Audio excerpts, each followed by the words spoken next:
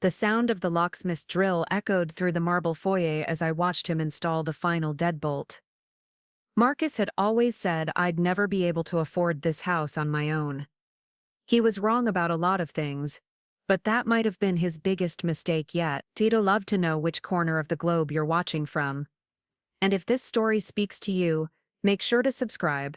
Tomorrow's video is one you absolutely can't miss. I still remember the first time Marcus and I drove past 2047 Willowbrook Lane. It was a crisp October afternoon in 2019, and we'd been married for just 6 months. We were driving through the affluent Meadowbrook Heights neighborhood in Portland, Oregon, completely by accident. We'd taken a wrong turn trying to find a furniture store, and ended up in what felt like a different world entirely. The house sat majestically on 2 acres of perfectly manicured grounds, a stunning Tudor-style mansion with ivy climbing the brick walls and tall windows that seemed to glow from within. The circular driveway was lined with mature oak trees, and there was even a small pond with a fountain visible from the road. A discreet for sale sign stood near the ornate iron gate. "Oh my God, Marcus, look at that house," I breathed, pressing my face to the passenger window of our modest Honda Civic. "It's absolutely gorgeous." Marcus slowed the car and pulled over so we could get a better look. The house was everything we'd ever talked about wanting, spacious enough for the family we planned to have, elegant without being ostentatious, and situated in a neighborhood where our children could grow up safely. The property listing placard mentioned 5 bedrooms, 4 bathrooms, a gourmet kitchen, and a 3-car garage. "What do you think it costs?" I asked, already knowing it was probably far beyond our reach. Marcus pulled out his phone and looked up the listing. $2.8 million, he said, letting out a low whistle. "That's definitely not in our price range right now." Right now being the operative phrase. At that time, I was working as a graphic designer for a small marketing agency, making about $45,000 a year, while Marcus was a software engineer at a tech startup, earning around $7,000. We'd been saving diligently for a house down payment, but our budget was more in the $400,000 range, enough for a nice starter home in a decent neighborhood, but nowhere near luxury mansion territory. "Maybe someday," I said wistfully, taking a photo of the house with my phone. "When your startup goes public and I've built up my freelance business." Marcus smiled and squeezed my hand. "Maybe someday," he agreed. "We'll call it our dream house until then." And that's exactly what we did. Over the next few years, 127 Willowbrook Lane became our benchmark for success, our motivation to work harder and save more. We'd drive by occasionally, just to see it, and we'd talk about all the things we'd do if we ever lived there. I imagined hosting Thanksgiving dinners in what we assumed was a grand dining room, and Marcus fantasized about setting up his home office in one of those upstairs bedrooms with the tall window. The house became a symbol of our shared future, a tangible goal that represented everything we were working toward together. It wasn't just about the house itself, it was about achieving the kind of financial stability that would allow us to live without constantly worrying about money, to have children without wondering if we could afford daycare, to take vacations without checking our bank balance first. My name is Rachel Coleman, and I thought I understood what my life was going to look like. I was 29 years old, optimistic about the future, and deeply in love with a man who seemed to share my values and ambition. We lived in a cozy 2-bedroom apartment in southeast Portland, splitting the $1,800 monthly rent, and dreaming about the day we'd have enough saved for a house down payment. Marcus Rivera had been my college boyfriend turned husband, and I genuinely believed we were building something lasting together. We'd met during our senior year at Portland State University. I was finishing my degree in visual communications, and he was completing his computer science program. Our relationship had been built on late-night study sessions, shared pizza dinners, and conversations about the lives we wanted to create after graduation.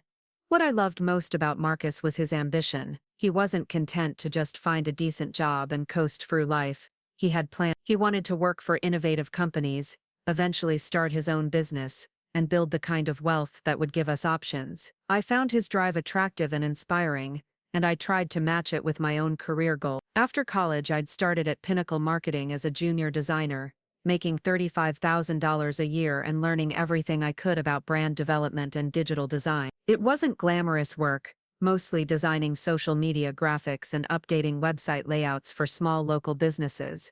But I was gaining valuable experience and slowly building a portfolio that I hoped would eventually lead to better opportunity. Marcus had been more strategic about his career path.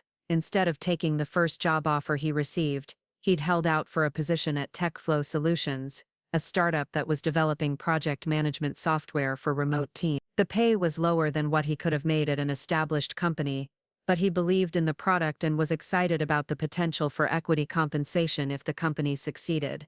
Our financial situation required careful planning and constant communication. We had a shared spreadsheet where we tracked every expense, and we met monthly to review our budget and adjust our savings goals. The Dream House Fund was our top priority, and we were managing to save about $2,000 per month by living frugally and avoiding unnecessary expenses. The apartment we shared reflected our priorities: functional furniture from IKEA, a small television we'd bought secondhand, and walls decorated with prints I'd designed myself rather than expensive artwork. We cooked most of our meals at home, limited ourselves to one dinner out per week, and found free entertainment options like hiking in Forest Park or attending art gallery openings downtown. It wasn't a luxurious lifestyle, but it felt purposeful. Every dollar we saved was a step closer to our goals, and every sacrifice felt worthwhile because we were making it together. We'd estimate that we needed about $200,000 for a down payment on our dream house, which meant we'd need to save for several more years while hopefully increasing our incomes along the way. Marcus was particularly focused on advancing at tech. He worked long hours, took on extra projects, and volunteered for assignments that might not have been technically part of his job description. His dedication was paying off. Within 18 months, he'd been promoted to senior developer and received a salary increase that brought his income up to 90. My own career was progressing more slowly, but I was building a reputation for creative problem solving and reliable project delivery. I'd started taking on small freelance projects in the evenings and weekends, designing logos and marketing materials for local business. The extra income was modest, maybe $500 per month, but it all went directly into our house fund. The routine of our shared financial goals created a sense of partnership that I treasure. We celebrated every milestone together, whether it was Marcus getting a performance bonus or me landing a particularly well-paying freelance client. Our relationship felt solid and purposeful, built on mutual respect and aligned priorities. Sunday mornings often found us at coffee shops with our laptops, working on our respective side projects, while enjoying the luxury of expensive lattes that we budgeted for as our weekly treat. Marcus would be coding personal projects that he hoped might eventually become viable businesses, while I worked on building my design portfolio and marketing my freelance service. We had friends who thought we were too focused on money, too willing to sacrifice present enjoyment for future security, but we genuinely enjoyed the process of building something together. There was satisfaction in watching our savings account balance grow each month, and excitement in discussing how different opportunities might accelerate our timeline. The house on Willowbrook Lane remained our North Star throughout this period. We'd drive by it every few months, noting any changes to the landscaping or exterior maintenance. It had been taken off the market after about 8 months, suggesting the owners had decided not to sell, which actually relieved us because we weren't ready to make an offer anyway. Maybe it's meant to be ours eventually, I said during one of these drives. Maybe the universe is keeping it available until we're ready. Marcus laughed, but not unkindly. I don't think the universe works that way, but I do think if we keep working hard and making smart decisions, we'll be able to afford something just as beautiful. His pragmatism balanced my tendency toward romanticism, and I appreciated how he could be ambitious without being unrealistic. Marcus understood that achieving our goals would require sustained effort over many years, and he seemed genuinely committed to that process. Looking back, I can see that this period, roughly from 2019 to 2020, we were genuinely partners, working toward shared objectives and supporting each other's individual growth. The challenges we faced were external rather than internal, and we approached them as a team. Our social life revolved around other young couples who were also in the early stages of building their careers and saving for houses. We'd host potluck dinners where everyone brought homemade dishes, and we'd spend hours talking about real estate prices, job opportunities, and investment strategies. It felt like we were all part of a community of people who understood that short-term sacrifices could lead to long-term reward. Marcus was particularly good at finding free or low-cost activities that still felt special and romantic. He'd research hiking trails we'd never explored, find free outdoor concerts in various Portland neighborhoods, or surprise me with picnics in beautiful locations. His thoughtfulness made our budget constraints feel like an adventure rather than a limitation.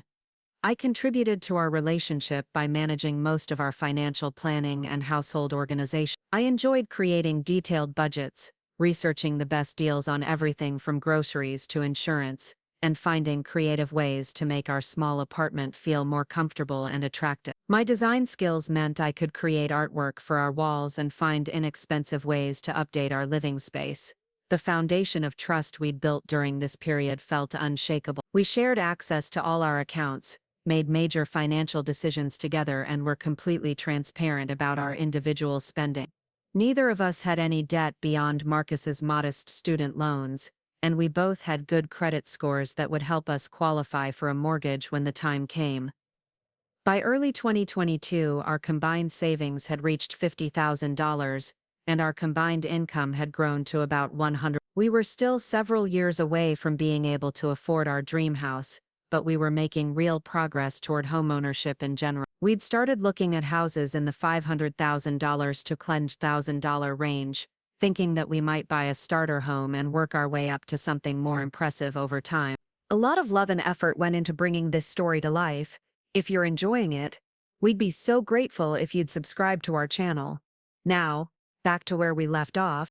The conversations about possibly buying a smaller house first introduced the first hints of tension in our relationship, though I didn't recognize them as warning signs at the time. Marcus seemed increasingly impatient with the idea of compromising on our housing situation, frequently pointing out flaws in the properties we toured and expressing frustration with what he saw as settling for less than we deserved. "I don't want to buy something just to buy something," he'd say after we'd looked at a perfectly nice 3-bedroom house in a good neighborhood. "If we're going to take on a mortgage, it should be for something that actually moves us closer to our goals, not something that just checks the basic boxes." I interpreted his high standards as a positive trait, evidence that he was serious about our long-term objectives and unwilling to make impulsive decisions that might derail our financial progress. I didn't yet understand that his dissatisfaction with compromise was becoming a broader dissatisfaction with the pace of our progress toward the lifestyle he wanted. The seeds of what would eventually destroy our marriage were planted during this period, though they were too small for me to notice.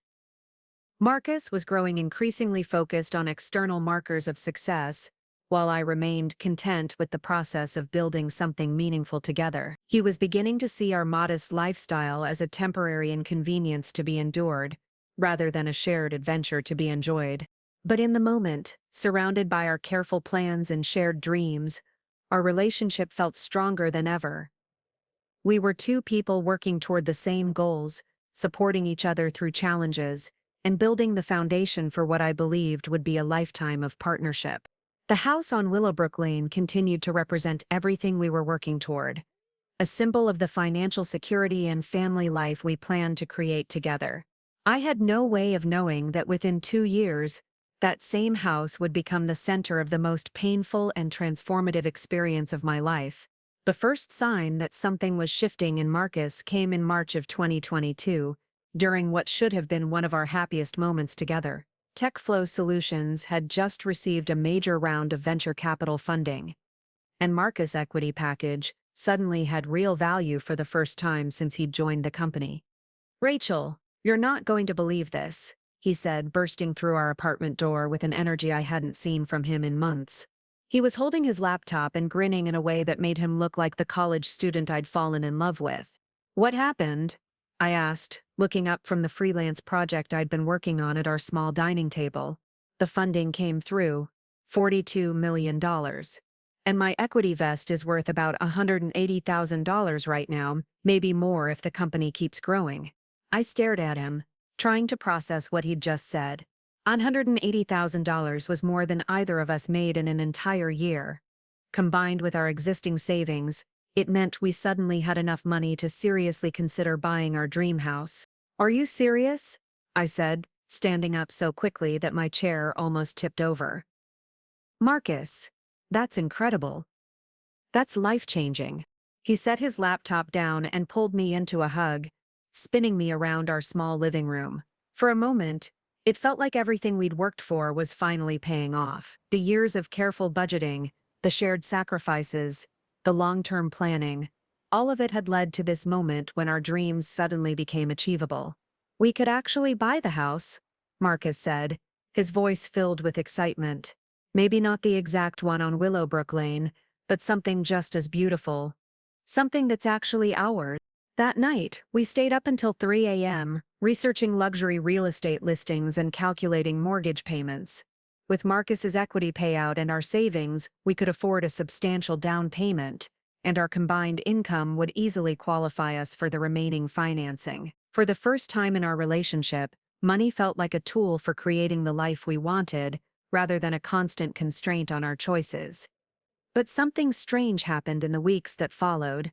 Instead of bringing us closer together, the sudden influx of wealth seemed to highlight differences in our perspectives that I'd never noticed before. Marcus became obsessed with maximizing the return on his equity payout. He spent hours researching investment strategies, talking to financial advisors, and analyzing market trends. What had started as excitement about buying a house evolved into a broader fascination with building wealth as quickly as possible. "We shouldn't just buy a house," he said during one of our evening conversations. "We should think strategically about how to leverage this money to generate more wealth." Real estate is just one option. I supported his interest in making smart financial decisions, but I was more focused on the immediate opportunity to achieve the specific goals we'd been working toward for years. The house wasn't just an investment to me, it was the foundation for the family life we'd planned, the place where we'd host holidays and raise children and build the kind of domestic happiness we'd always talked about wanting. "I think we should at least look at some houses," I said. "Even if we decide to invest the money differently, it would be good to understand our options." Marcus agreed, but his approach to house hunting revealed a side of his personality that I found increasingly unfamiliar. The man who had once been excited about our modest apartment and proud of our careful budgeting now seemed dissatisfied with properties that would have felt like palaces to us just a month earlier. We toured a beautiful 4-bedroom colonial in Meadowbrook Heights, just a few streets away from our dream house. It had everything we'd said we wanted. A gourmet kitchen, a master suite with walk-in closets, a backyard perfect for entertaining, and enough space for a home office and future children's rooms. The asking price was $1.2 million, well within our new budget. "It's nice," Marcus said, as we walked through the rooms with the real estate agent. "But the kitchen feels a little cramped, and I'm not sure about the layout of the upstairs bedrooms." I looked at him in surprise. The kitchen was easily 3 times the size of our apartment kitchen, with granite countertops and professional-grade appliances. The upstairs layout was thoughtfully designed, with the master suite separated from the other bedrooms for privacy. "What don't you like about the layout?" I asked. "It just feels like a compromise," Marcus said. "If we're going to spend this much money, shouldn't we get exactly what we want instead of settling for something that's just okay?" The word settling stung in a way I didn't fully understand at the time. For years, Marcus and I had talked about our future house in terms of achieving financial stability and building a comfortable life together. Now he was framing our choices in terms of what we deserved versus what we were willing to accept. Over the next several months, we looked at dozens of properties throughout Portland's affluent neighborhoods. Each house was beautiful and well-appointed, but Marcus found reasons to reject every single one. The lot wasn't large enough, or the architecture wasn't distinctive enough, or the neighborhood wasn't prestigious enough, or the price didn't represent good value compared to similar properties. His standards weren't necessarily unreasonable, but they seemed to be constantly evolving upward. A house that would have thrilled him in March felt inadequate by May. Features that had been on our wish list became requirements, and requirements became minimum acceptable standards that left little room for compromise. I began to feel like I was watching Marcus transform into someone I didn't recognize. The man who had once been excited about finding creative ways to make our small apartment feel special now seemed embarrassed by our modest lifestyle. He started making comments about our neighborhood, our furniture, and even our friends that suggested he was outgrowing the life we'd built together. "Maybe we should move to a nicer apartment while we're house hunting," he suggested one evening. "Something in the Pearl District or Northwest Portland. It would give us a better sense of what we actually want in terms of location and amenities. The suggestion made me uncomfortable for reasons I couldn't articulate. Our current apartment was perfectly adequate for our needs, and spending money on expensive rent seemed like a waste when we were trying to save for a house down payment. More importantly, I liked our neighborhood and our life as it was. I wanted to add to it, not replace it entirely. I think our apartment is fine for now, I said. Why spend extra money on rent when we could put that toward our house fund? Marcus's expression suggested he found my perspective frustratingly small-minded. It's not about the money, Rachel. It's about understanding what kind of lifestyle we want to create. If we're going to buy $1 million house, we should know what it feels like to live like people who can afford $1 million houses. The logic seemed backward to me. We could afford $1 million house because we'd lived frugally and saved carefully for years. Changing our lifestyle before we'd actually achieved our goals felt like putting the cart before the horse.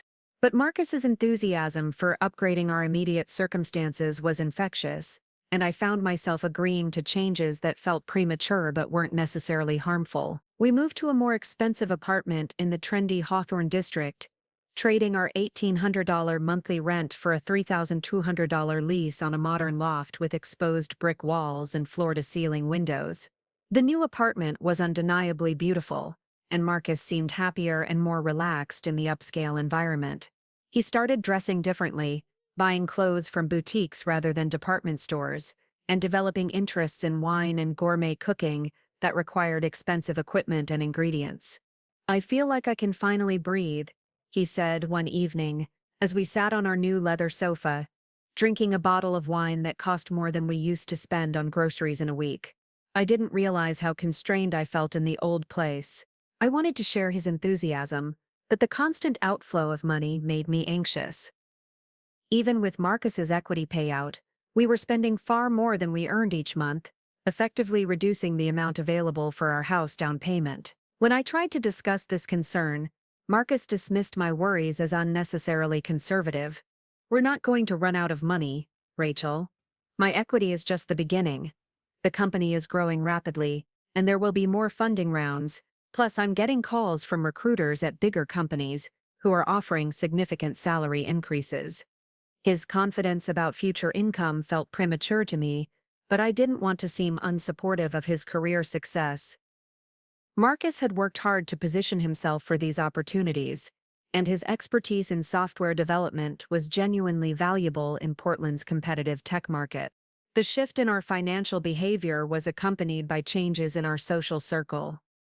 Marcus began spending time with his new colleagues from TechFlow, most of whom were several years older and significantly wealthier than our previous group of friends. These were people who owned houses in exclusive neighborhoods, drove luxury cars, and vacationed in Europe multiple times per year. "You should come to dinner at David's house this weekend," Marcus said, referring to TechFlow's chief technology officer. His wife is a sommelier, and they're hosting a wine tasting with some really interesting people. I agreed to attend these social events, but I often felt out of place among Marcus's new friends. The conversations revolved around topics I had little experience with: real estate investments, private schools for children I didn't know these people had, and restaurants that charged more for a single meal than Marcus and I had previously spent on food in an entire week. What bothered me most wasn't the wealth disparity, but the way these social interactions seemed to be changing Marcus's perspective on our relationship and our goals. He began making comments that suggested he was comparing our life to the lives of his more affluent colleagues, and finding ours lacking in comparison. David and Jennifer just bought a house in the West Hills for $2.4 million, he mentioned casually after one of these dinner parties. It has a wine cellar and a home theater, and the master suite is bigger than our entire apartment. That sounds lovely for them, I said, though I wasn't sure why he was telling me this. It made me realize that we've been thinking too small about what we want. Marcus continued. If we're going to buy a house, it should be something that reflects our actual potential, not just what feels safe or reasonable. The conversation marked a turning point in our relationship, though I didn't recognize it at the time. Marcus was no longer talking about our dreams and goals as shared objectives we were working toward together. Instead, he was talking about his potential and his vision for the kind of life he wanted to create. The pronoun shift was subtle but significant. We became I, in contexts where it had never changed before. I'm thinking about looking at houses in the West Hills. Rather than we should consider expanding our search area, I want to make sure we don't settle for something that limits our options. Instead of we need to find something that works for both of us. As fall turned to winter, Marcus's dissatisfaction with our house hunting process became more pronounced. We'd been looking at properties for nearly 9 months without making an offer on anything, and I was beginning to worry that we were missing good opportunities while waiting for perfect ones that might not exist. Maybe we should reconsider that colonial we looked at in Meadowbrook Heights, I suggested. It was really beautiful and the price was reasonable for that neighborhood. Marcus shook his head dismissively. That house was fine, but it wasn't special. If we're going to spend over $1 million, we should get something that actually excites us, something that feels like an achievement rather than just a purchase. His language revealed a fundamental shift in how he thought about our goals. The house had evolved from being a foundation for our shared life into a symbol of personal success and social status. It needed to be impressive enough to reflect his growing sense of his own importance and potential. What would excite you? I asked, genuinely curious about what Marcus envisioned. Something unique. Something with character and history, maybe in the Arlington Heights or Forest Park neighborhoods. A house that tells a story about who we are and what we've accomplished. The houses Marcus was describing cost significantly more than what we'd originally planned to spend, and they were located in neighborhoods where even modest properties commanded premium prices due to their exclusivity and proximity to Portland's cultural attractions. I realized that while I'd been thinking about finding a house we could afford comfortably, Marcus had been thinking about finding a house that would position us socially and professionally in the way he wanted to be positioned. Our criteria for success had diverged without either of us explicitly acknowledging the change. The final month of 2022 brought a series of conversations that would ultimately determine the trajectory of our marriage, though I didn't understand their significance until much later. Marcus had been offered a senior position at a larger tech company, with a base salary of $160,000 plus equity and performance bonuses that could potentially double his compensation. It's exactly the kind of opportunity I've been working toward, he said as we discussed the offer over dinner at an expensive restaurant in the Pearl District. The role would give me visibility with some of the most influential people in Portland's tech scene, and the compensation package would put us in a completely different financial category. I was genuinely excited about Marcus's career success, but I was also concerned about what it might mean for our relationship. His new colleagues, higher salary, and expanded professional network seemed to be pulling him toward a lifestyle and set of priorities that felt increasingly distant from the values and goals we'd shared when we got married. That's wonderful, Marcus. You've worked so hard for this, and you deserve the recognition. I think it also means we should be more ambitious about the house, he continued. With this new salary, we could qualify for a much larger mortgage. We could actually afford something in the $2 to $3 million range. The number took my breath away. $3 million was more than Marcus and I would earn combined over the next decade, even with his new salary. It was an amount of money that represented a completely different category of wealth and financial risk than anything we'd ever discussed. That's a lot of money, Marcus. Are you sure we want to take on that much debt? It's not debt, it's investment, he said, using language that had become increasingly common in our financial discussions. Real estate in Portland has been appreciating at 8 to 10% annually. A house in that price range would likely gain value faster than we could pay down the mortgage. Marcus's comfort with financial risk had grown dramatically since his equity payout, but my own tolerance for uncertainty remained unchanged. The idea of owing millions of dollars to a bank made me deeply uncomfortable, regardless of the potential for appreciation. What if something happens to your job, or the real estate market changes, or we decide we want to make different choices about how we spend our money? Nothing's going to happen to my job, Marcus said with a confidence that surprised me. The tech industry in Portland is booming, and I'm positioned perfectly to take advantage of that growth. and real estate is always a safe investment in markets like this. The conversation revealed how differently we'd come to think about security and success. I still viewed our financial decisions through the lens of prudent planning and conservative risk management, while Marcus had adopted a more aggressive approach that emphasized maximizing returns and leveraging opportunities. That night, lying in our expensive loft apartment, I realized that the man I'd married was evolving into someone whose values and priorities I no longer fully understood. The shared dreams that had once united us were being replaced by individual ambitions that seemed to require different levels of financial risk and lifestyle commitment than I was comfortable with. But I loved Marcus, and I wanted to support his success.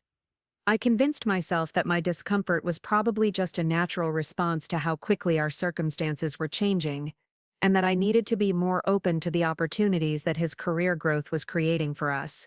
I had no way of knowing that Marcus was already planning a future that didn't include me in the way I'd always assumed it would.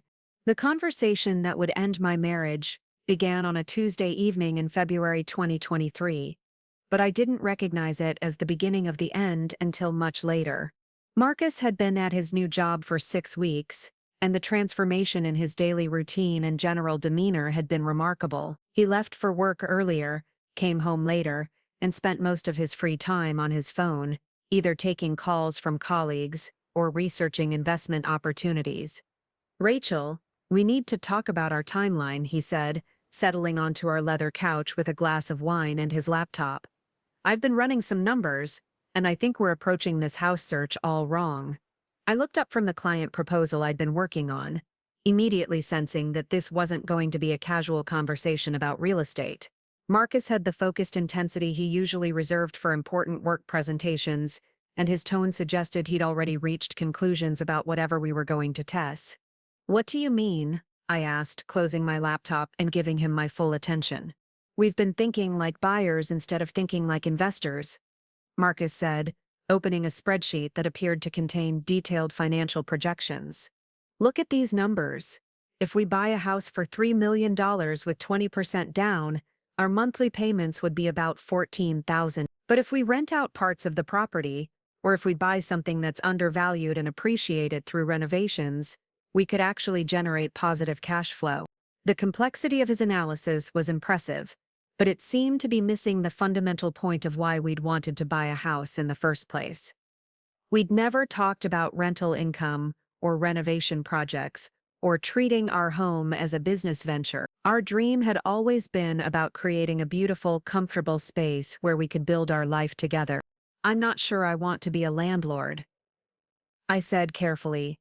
"I thought we wanted a house where we could just live and be happy, not something that required us to manage tenants or construction projects." Marcus's expression suggested he found my perspective disappointingly limited. "That's exactly the kind of thinking that keeps people from building real wealth, Rachel. Every successful person I know treats their primary residence as an investment first and a home second. That's how you leverage real estate to create multiple income streams." The language Marcus was using had become increasingly unfamiliar over the past few months. He spoke about leveraging and cash flow and multiple income streams with the confidence of someone who'd been working in real estate investment for years, rather than someone who'd only recently begun researching these concepts. "Where are you learning all this?" I asked. "David's been mentoring me on investment strategies," Marcus said, referring to his colleague from TechFlow. "He owns 4 properties in Portland, and he's shown me how to analyze deals and structure financing to maximize returns. Plus, I've been reading books and taking online courses about real estate development." The revelation that Marcus had been receiving financial mentoring from someone I barely knew, and that he'd been educating himself about complex investment strategies without involving me in the process, felt like a betrayal of the partnership we'd built around shared decision-making. "I wish you'd talked to me about this before diving so deep into research," I said. "These decisions affect both of us, and I'd like to understand the options before we commit to anything." "I am talking to you about it," Marcus said, though his tone suggested he viewed this conversation as more of a briefing than a discussion. "I've done the preliminary research, and now I'm bringing you the best options for us to consider." The dynamic felt completely different from how we'd always approached major decisions in the past, Instead of exploring possibilities together and weighing pros and cons as a team, Marcus had apparently decided on a direction and was now trying to convince me to support his conclusions. He spent the next hour walking me through various investment scenarios, showing me spreadsheets that calculated potential returns on different types of properties and financing arrangements. His analysis was thorough and professionally presented, but it felt like he was pitching me on someone else's vision rather than discussing our shared goals. What if I'm not comfortable with this level of financial complexity? I asked when he finished his presentation. What if I just want to buy a nice house that we can afford comfortably and live in happily without worrying about rental income or renovation projects? Marcus was quiet for a long moment, and I could see him wrestling with how to respond. When he finally spoke, his words revealed a fundamental shift in how he viewed our relationship and our future. "Rachel, I think you're being held back by fear," he said slowly. "I understand that this feels like a big change from what we originally planned, but that's because our circumstances have changed. I'm making more money now, and I have access to opportunities and knowledge that could set us up for life, but I need a partner who's willing to think bigger and take calculated risks." The word partner hung in the air between us, loaded with implications that I was only beginning to understand. Marcus wasn't just talking about real estate strategy, he was talking about fundamental compatibility and shared vision for our future. "I'm not afraid of taking risks," I said, though even as I spoke the words I wondered if they were true. "I just want to make sure we're taking smart risks for the right reasons. I don't want to jeopardize our financial security for the sake of maximizing returns." "What financial security?" Marcus asked, and there was an edge to his voice that I'd never heard before. "We're young and healthy and talented. This is the time to be aggressive about building wealth, not the time to play it safe and hope everything works out." The conversation continued for another 2 hours, but it became increasingly clear that we were operating from fundamentally different assumptions about what constituted success and security. Marcus had embraced a high-growth, high-risk approach to building wealth, while I remained committed to the conservative, long-term planning strategy that had gotten us to this point. More troubling than our disagreement about investment strategy was the way Marcus seemed to view my perspective as a limitation he needed to overcome, rather than a valuable counterbalance to his own instincts. The partnership we'd built around complementary strengths was being replaced by a dynamic where his vision took precedence and my concerns were treated as obstacles. Over the following weeks, our house hunting took on a surreal quality. Marcus scheduled tours of properties that were far outside our original parameters: historic mansions that needed extensive renovation, multi-unit buildings that could be converted to generate rental income, and luxury homes in neighborhoods so exclusive that even parking required special permits. I accompanied him to these viewings, but I felt increasingly like a spectator in someone else's real estate adventure.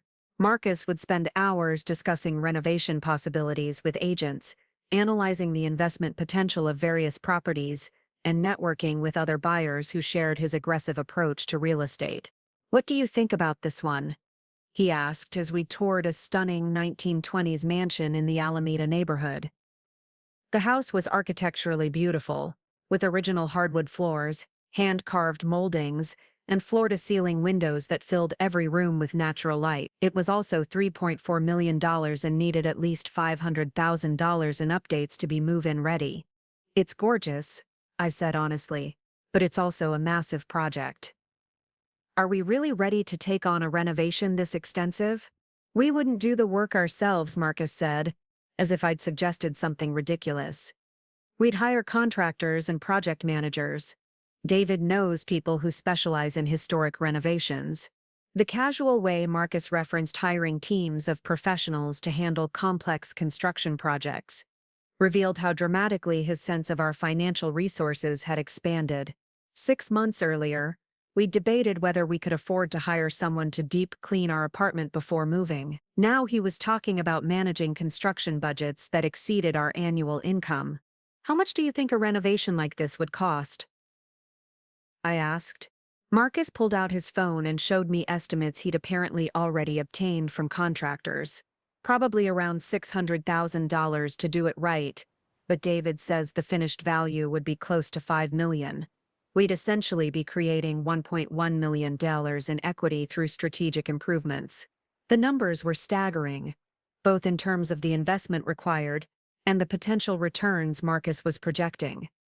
But what struck me most was how confident he seemed about projections that were based on assumptions I didn't fully understand and couldn't independently verify. What if the renovation costs more than expected, or takes longer than planned, or the finished value isn't as high as you're projecting? I asked. Those are all manageable risks if you plan properly, Marcus said. The key is working with experienced professionals and building contingencies into your budget. His answer was reasonable in theory, but it didn't address my underlying concern about whether we were prepared to manage the stress and complexity of a major construction project, while also adjusting to significant changes in our financial situation and lifestyle. The mansion tour was followed by several others that fit the same pattern: beautiful, expensive properties that required substantial additional investment to reach their full potential. Marcus seemed energized by the complexity and challenge of these projects, while I felt increasingly overwhelmed by the financial and logistical commitments they would require. Our evening conversations began to revolve almost exclusively around real estate analysis and investment strategy. Marcus would share articles about market trends, discuss renovation projects his colleagues were undertaking, and present increasingly sophisticated financial models for various properties we'd toured. I tried to match his enthusiasm, but I found myself missing the simplicity of our original house hunting approach, when we'd focused on finding a place that felt like home rather than analyzing return on investment. The emotional component of choosing where to live had been replaced by spreadsheet analysis that reduced every decision to financial metrics. I think we're losing sight of what we actually want in a house, I said during one of these conversations. All this investment analysis is interesting, but what about the things that actually matter for our daily lives? Do we like the neighborhood? Is the layout comfortable for how we actually live? Does it feel like a place where we'd be happy? Marcus looked at me with a mixture of surprise and frustration. Of course those things matter, but they're not the most important criteria. We can learn to love any neighborhood if the property is a good investment and comfort is subjective. We can adapt to any layout if it serves our long-term financial goals. The comment revealed a philosophical shift that went far beyond real estate preferences.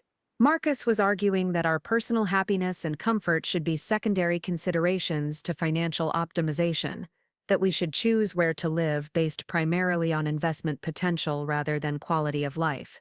I don't think I can adapt to living somewhere just because it's a good investment, I said. I want to love where we live. I want to feel excited about coming home every day, not like I'm managing a business venture. You're thinking too small, Rachel, Marcus said, and there was a note of impatience in his voice that I'd never heard directed at me before. You're prioritizing short-term comfort over long-term wealth building. That's exactly the kind of thinking that keeps people financially mediocre their entire lives. The word mediocre hit me like a physical blow. Marcus was essentially saying that my values and priorities were preventing us from achieving excellence, that my desire for happiness and comfort represented a character flaw that was holding us back. I don't think wanting to be happy in our home makes me mediocre, I said, struggling to keep my voice steady. I think it makes me human. I'm not saying you're mediocre as a person, Marcus said, though his attempt at clarification didn't soften the impact of his original comment. I'm saying that your approach to financial decision-making is too conservative for the opportunities we have right now. The conversation marked a turning point in our relationship, though neither of us acknowledged it at the time. Marcus had essentially told me that my fundamental values and decision-making style were incompatible with his vision for our future, while I had realized that the man I'd married was evolving into someone whose priorities I no longer recognized or shared. The next few weeks brought a series of increasingly tense discussions about everything from where we should live, to how we should spend our money, to what kinds of social activities we should prioritize. Marcus had become focused on networking and professional advancement in ways that required significant time and financial investment, while I remained more interested in building deep personal relationships and pursuing creative fulfillment. The differences might have been manageable if we'd approached them as complementary perspectives that could enrich our shared decision-making. Instead, Marcus seemed determined to convince me that his approach was objectively superior, while I felt increasingly defensive about values and priorities that had once been sources of strength in our relationship. The final straw came during a dinner party at David's house in March 2023. I'd agreed to attend despite feeling increasingly uncomfortable in Marcus's new social circle, but the evening confirmed my worst fears about the direction our relationship was heading. The conversation revolved around investment strategies, luxury travel destinations, and professional achievements that required constant name-dropping and subtle competition. I found myself sitting quietly while the other guests discussed topics I had little experience with, feeling like an outsider in my own marriage. Rachel works in graphic design. Marcus said when someone asked about my career, "She's very talented, but she's more focused on creative fulfillment than financial optimization." The comment was technically accurate, but the way Marcus framed it made my career sound like a quaint hobby rather than a serious professional pursuit. More importantly, he'd essentially told a group of strangers that I was someone who prioritized personal satisfaction over financial success, as if this represented a character flaw they should pity rather than a legitimate choice they should respect. On the drive home, I finally asked the question that had been building in my mind for months. "Marcus, do you still want the same things we used to want? Do you still want to build a life together based on the values we shared when we got married?" He was quiet for a long time, and when he finally answered, his words confirmed what I'd been afraid to acknowledge. "I think we've both outgrown some of the limitations we used to accept," he said carefully. "I think we need to be honest about whether we're still compatible as partners for the next phase of our lives." The euphemistic language couldn't disguise what Marcus was actually saying. He no longer viewed me as an appropriate partner for the life he wanted to create.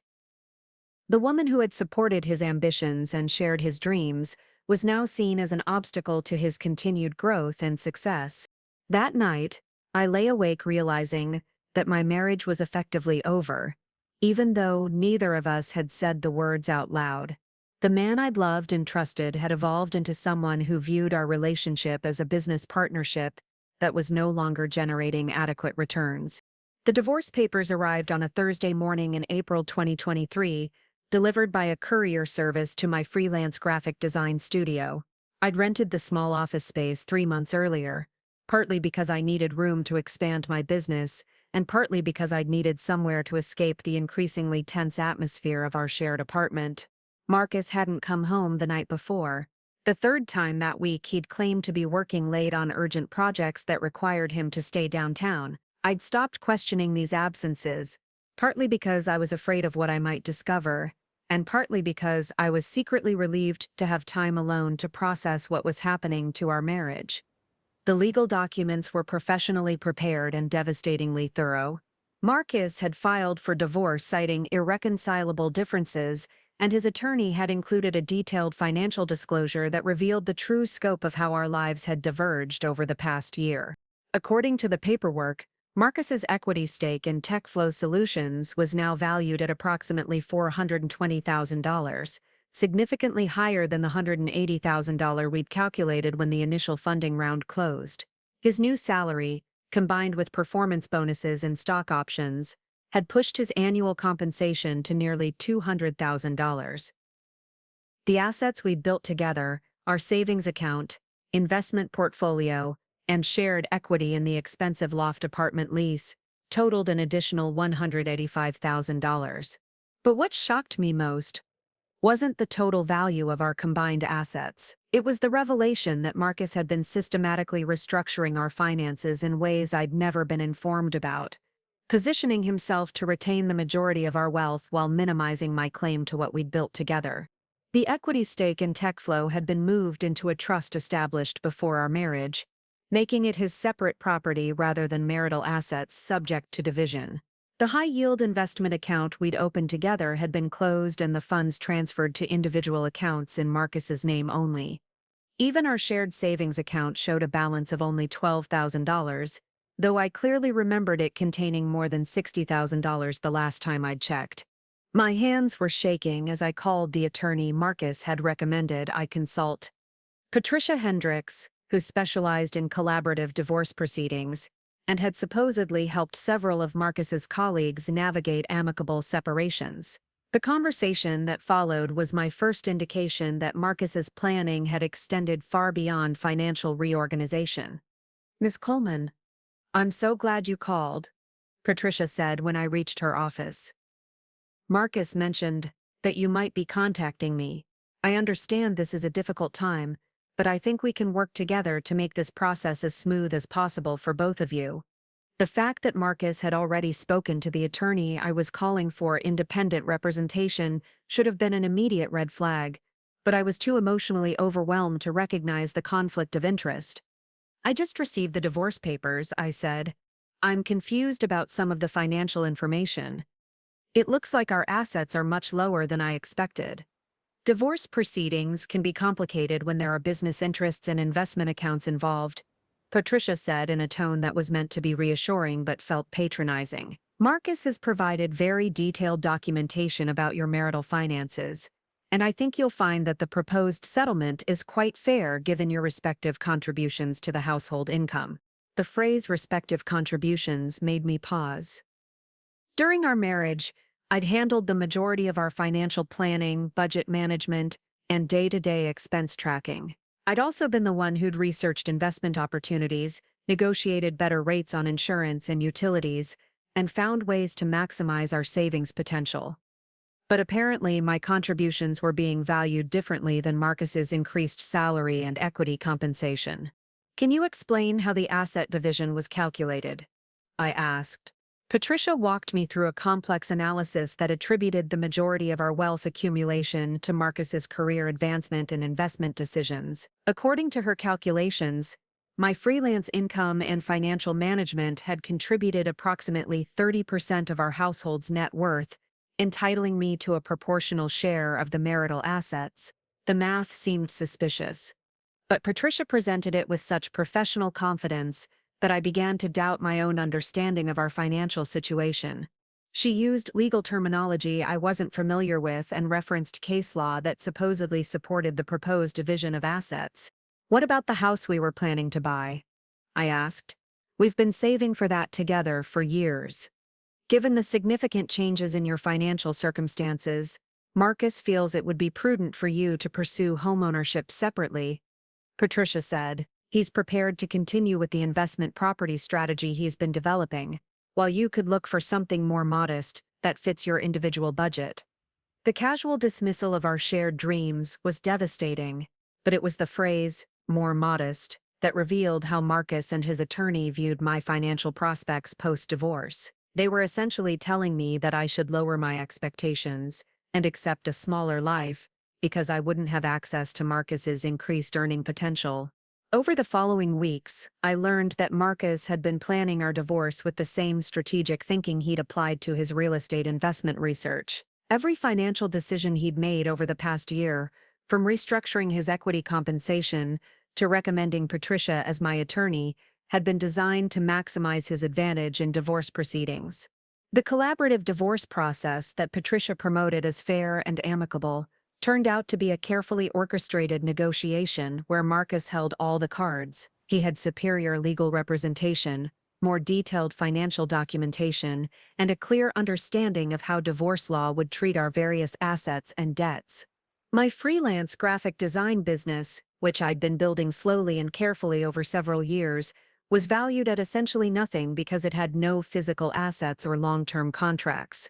The client relationships I'd developed, the reputation I'd built, and the creative work I'd produced were treated as personal skills rather than business assets with financial value.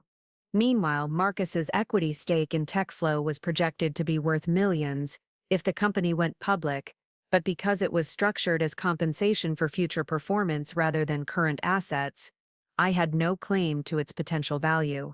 His increased salary was treated as evidence of his individual earning capacity, rather than something we'd built together through years of shared financial planning and mutual support. The most painful aspect of the divorce proceedings wasn't the financial manipulation. It was discovering how Marcus had been discussing our marriage and my character with his attorney colleagues and new social circle. According to depositions and informal conversations, he'd been presenting our relationship problems as evidence of my inability to adapt to success and my resistance to the kind of ambitious thinking required for significant wealth building. Miss Coleman has always been very conservative in her approach to financial planning, Marcus's attorney stated during one settlement conference. While this served the couple well during their early years together, Miss Rivera has outgrown those limitations and needs a partner who can support his expanded vision for wealth accumulation and professional advancement. The language made it sound like I was a business associate who'd become inadequate for his current needs, rather than a wife who'd supported his career development and shared his dreams for years. My values, priorities, and contributions to our relationship were being reframed as professional limitations that justified his decision to upgrade to a more suitable partner.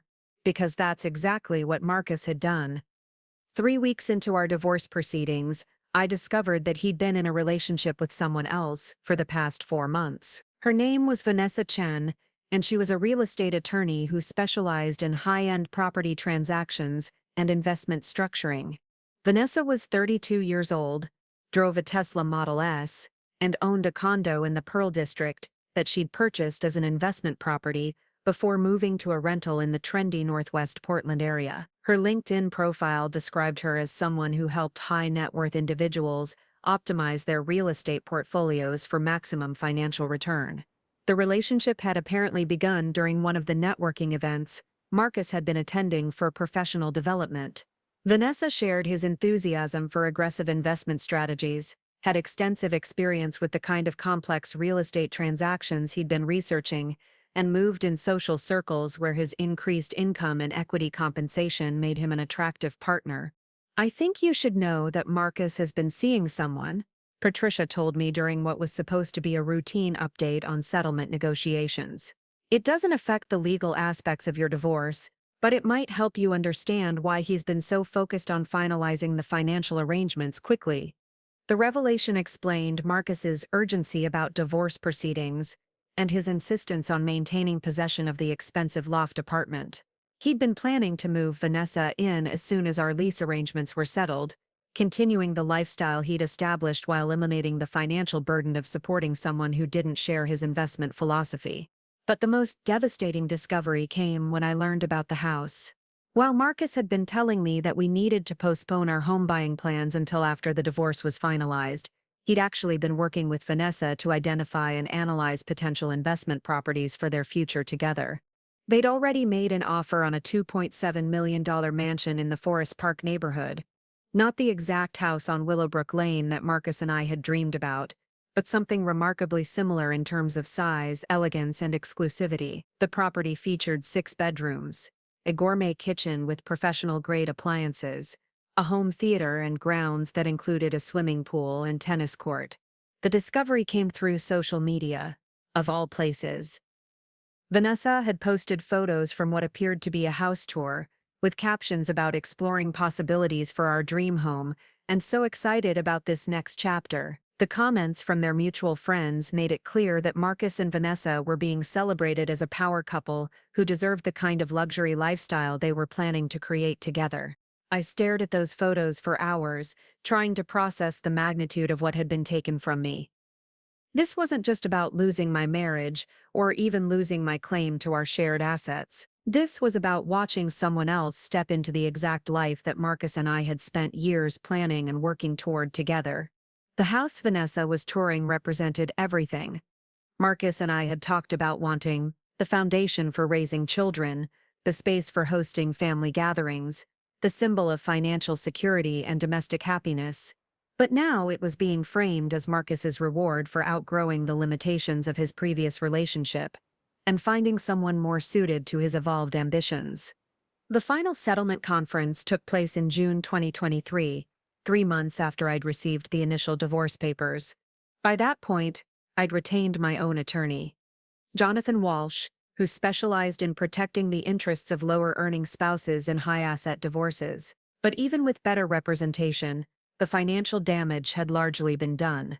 Marcus's strategic planning had been too thorough and too carefully executed for me to challenge effectively.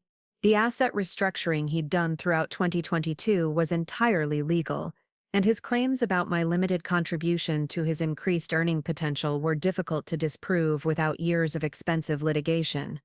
The final settlement gave me approximately $85,000 from our shared assets, plus temporary spousal support of $3,000 per month for 2 years. It was enough to rent a modest apartment and maintain my basic living expenses while rebuilding my freelance business. But it was a fraction of what our combined wealth had been when Marcus first received his equity payout. "I'm sorry this couldn't be more favorable," Jonathan told me as we left the courthouse after the final hearing. "Your ex-husband was very strategic about protecting his interests, and collaborative divorce proceedings tend to favor the spouse with greater financial resources and superior advance planning." Marcus was waiting in the parking lot when I emerged from the building, presumably to retrieve some personal items from my car that he'd left there months earlier. It was the first time we'd spoken directly since the divorce proceedings began, and seeing him felt like encountering a stranger who happened to look like someone I'd once known intimately. "Rachel," he said, approaching with the kind of careful politeness people use with former business associates. "I wanted to talk to you about the house." "What house?" I asked, though I had a terrible feeling I knew what he was going to tell me. "The one on Willowbrook Lane. Our dream house. It's back on the market." The words hit me like ice water. The house that had started as our shared symbol of success and security was now available for purchase, but only one of us was in a position to buy it. "Vanessa and I looked at it last week," Marcus continued, apparently oblivious to how cruel this information was. "The asking price is $2.6 million now, and it's been updated since we first saw it. New kitchen, renovated master suite, professionally landscaped grounds." I stared at him, trying to understand how the man I'd once loved could be so casual about describing his plans to buy our dream house with another woman, using wealth we'd built together, while I was standing there with a settlement that barely covered the down payment on a modest condo. "You'll never be able to afford it on your own," Marcus said. And though his tone wasn't deliberately cruel, the words carried the weight of absolute finality. "I just thought you should know, in case you had any lingering feelings about that particular property. It's time for both of us to be realistic about our individual circumstances."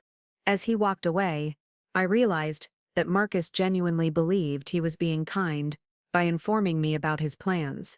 In his mind, he was helping me understand the new reality so I could adjust my expectations accordingly. He couldn't see that he was describing the systematic destruction of everything we'd once shared. That night, I sat in my new studio apartment, a 600-square-foot space that cost $1,800 per month and represented the kind of housing I could afford on my settlement and freelance income, and Googled the listing for 247 Willowbrook Lane. The house was even more beautiful than I remembered, with professional photography that showcased every elegant detail and luxury feature. The listing description emphasized the property's potential for entertaining, its privacy and security, and its location in one of Portland's most prestigious neighborhoods. The virtual tour allowed me to walk through every room, from the grand foyer with its sweeping staircase to the master suite with its fireplace and mountain views. I could picture Marcus and Vanessa planning their future in these spaces, hosting dinner parties for their successful friends, and building the kind of life that required multiple income streams and aggressive investment strategies. But as I stared at those photos, something shifted inside me. The devastation and humiliation I'd been feeling for months began to crystallize into something colder and more focused. Marcus had systematically dismantled our shared dreams and rebuilt them for someone else, using resources and opportunities that should have been mine. He'd told me I'd never be able to afford our dream house on my own, and based on my current circumstances, he was absolutely right. But as I closed my laptop and looked around my tiny apartment, I realized that Marcus had made one crucial mistake in his calculations. He'd assumed that my circumstances would remain static, that the woman he'd divorced was the same person I would be 6 months or a year from now. He'd underestimated my capacity for transformation and my motivation to prove that his assessment of my potential was catastrophically wrong.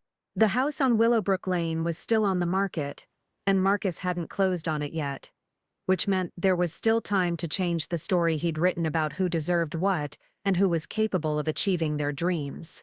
The call that would change everything came on a rainy Thursday morning in August 2023.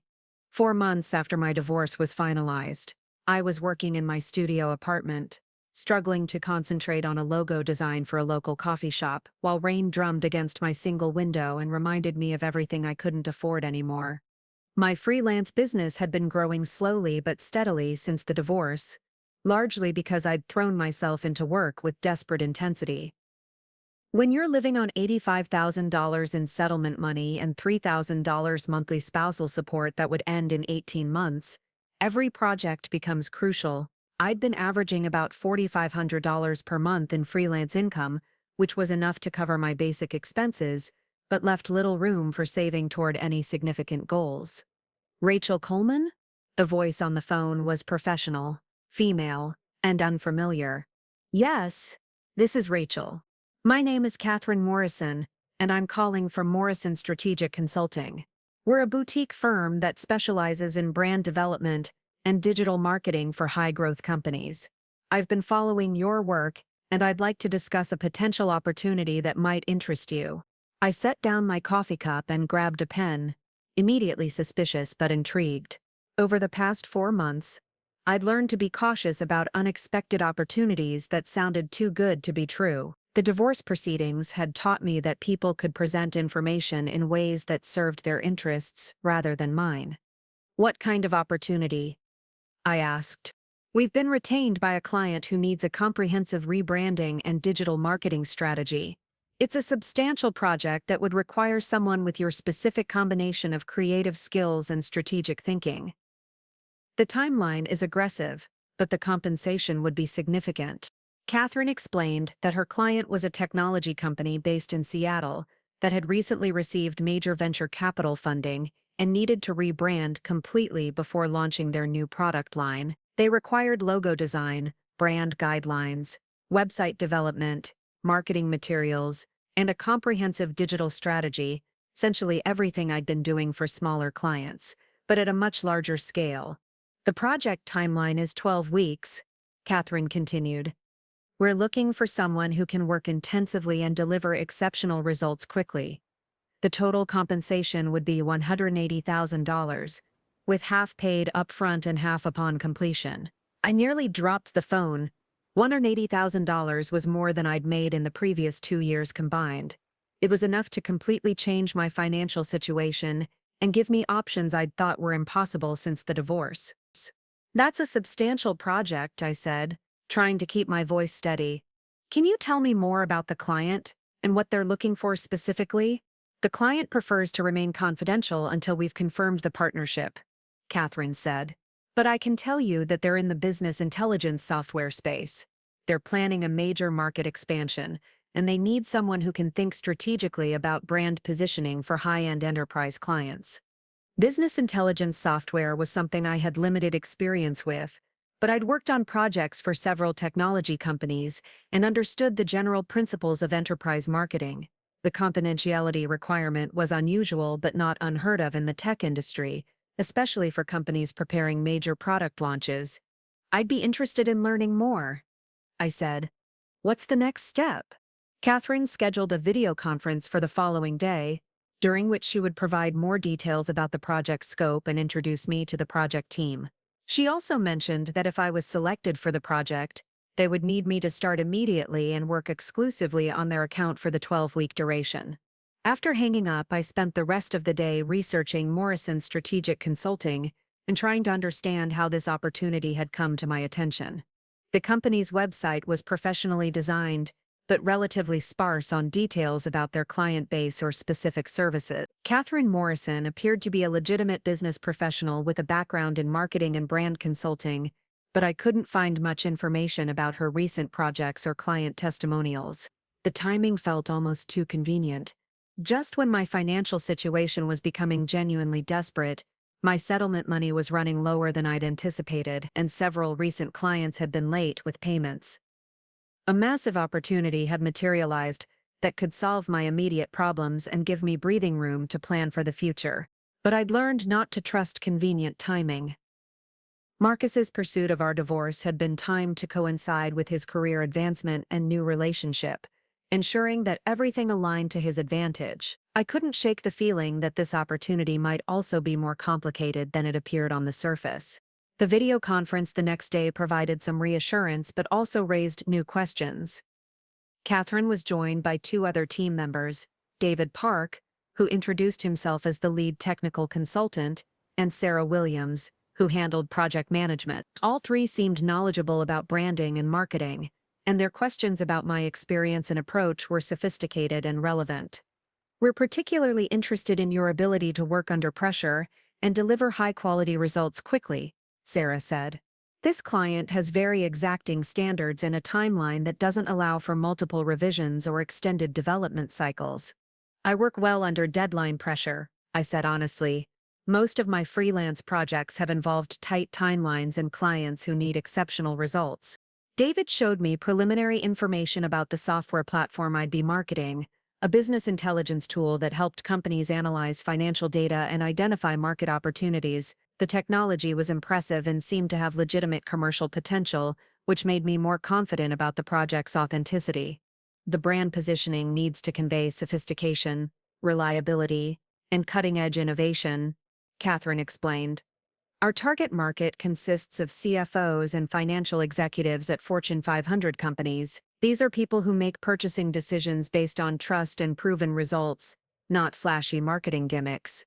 The target audience was outside my usual experience with small local businesses, but the fundamental principles of brand development remained the same. I would need to understand the client's unique value proposition, identify what differentiated them from competitors, and create visual and messaging strategies that resonated with their specific market. "Can you tell me more about the client company?" I asked. Understanding their history and culture would help me develop more authentic brand messaging. "The client was founded 18 months ago by former executives from Microsoft and Oracle," Catherine said. "They've been operating in stealth mode while developing their technology, but they're ready to launch publicly with the support of their new funding round." The story was plausible and aligned with common patterns in the technology industry. Successful executives often left large companies to start ventures in emerging market segments, and operating in stealth mode was standard practice for companies developing potentially disruptive technologies. At the end of the hour-long conference, Catherine made an offer that was both exciting and overwhelming. "We'd like to move forward with you as our lead brand consultant," she said. "If you're willing to commit to the timeline and deliverables we've discussed, we can have a contract and the first payment to you by early next week. $90,000 upfront would essentially double my available cash and give me financial security I hadn't felt since before the divorce. It would also provide credibility and portfolio material that could help me attract larger clients in the future." "I'm very interested," I said. "Can you send me the detailed project scope and contract terms for review?" "Of course, but I should mention that we'll need a decision by Monday. The client is evaluating several potential consultants, and they want to move quickly with whoever they select." The pressure to decide quickly was concerning, but it was also consistent with how technology companies often operated when they were preparing major initiatives with tight deadlines. I agreed to review the materials over the weekend and provide a decision by Monday morning. The contract arrived via email on Friday afternoon, and it was more comprehensive than any freelance agreement I'd ever seen. The scope of work was detailed and specific, covering everything from initial brand research through final website launch. The payment schedule was favorable, with the majority of compensation front-loaded to help with cash flow during the intensive work period. But there were also unusual clauses that gave me pause. The confidentiality requirements were extremely strict, prohibiting me from discussing any aspects of the project with anyone outside the immediate team. There were also exclusivity provisions that would prevent me from taking on any other clients during the 12-week period, and performance standards that seemed almost impossibly high. The client expects exceptional results that exceed industry standards. One section read deliverables that meet minimum requirements, but fail to demonstrate innovative thinking and strategic insight, may be subject to revision requirements that could extend the project timeline and affect final compensation. The language was vague enough to give the client significant leverage if they decided to withhold final payment, but specific enough to create real pressure to over-deliver on every aspect of the project. I spent the weekend analyzing the contract and researching everything I could find about Morrison Strategic Consulting and their potential clients. The more I investigated, the more convinced I became that this was a legitimate opportunity, albeit one that would require me to work harder than I'd ever worked before. On Monday morning, I called Catherine and accepted the project. "Excellent," she said. "We'll have the first payment transferred to your account today. And we can start with an initial strategy session this afternoon." The $90,000 appeared in my checking account within hours, transforming my financial situation overnight. For the first time since the divorce, I could pay my rent and living expenses without constantly calculating how much money remained in my settlement account. But more than the immediate financial relief, the project represented something I'd lost during my marriage to Marcus: the sense that I was capable of achieving significant success through my own skills and efforts. For years, I'd measured my worth primarily through our shared financial progress and Marcus's career advancement. Now I had an opportunity to prove my individual capabilities on a scale I'd never attempted before. The first few weeks of the project were intensely demanding, but also exhilarating. I worked 12 to 14 hours per day, diving deep into market research, competitive analysis, and brand strategy development. Catherine and her team provided guidance and feedback, but they also gave me significant creative freedom to develop approaches that reflected my understanding of the target market. The business intelligence software was more sophisticated than I'd initially realized, with capabilities that could genuinely help financial executives make better strategic decisions. Understanding the technology well enough to market it effectively required me to learn about enterprise software sales, financial analysis methodologies, and corporate decision-making processes I'd never encountered before. "Your initial brand concepts are impressive," David told me during a review session 3 weeks into the project. "You've managed to position the technology in a way that feels both innovative and trustworthy, which is exactly what we need for this market." The positive feedback was encouraging, but I also sensed that the team was evaluating my work against standards I wasn't fully aware of. Their comments often included subtle references to how previous consultants had approached similar challenges, and how my work compared to industry benchmarks I hadn't been told about explicitly. By the 6th week of the project, I developed a comprehensive brand identity that included logo design, color palette, typography standards, and messaging guidelines.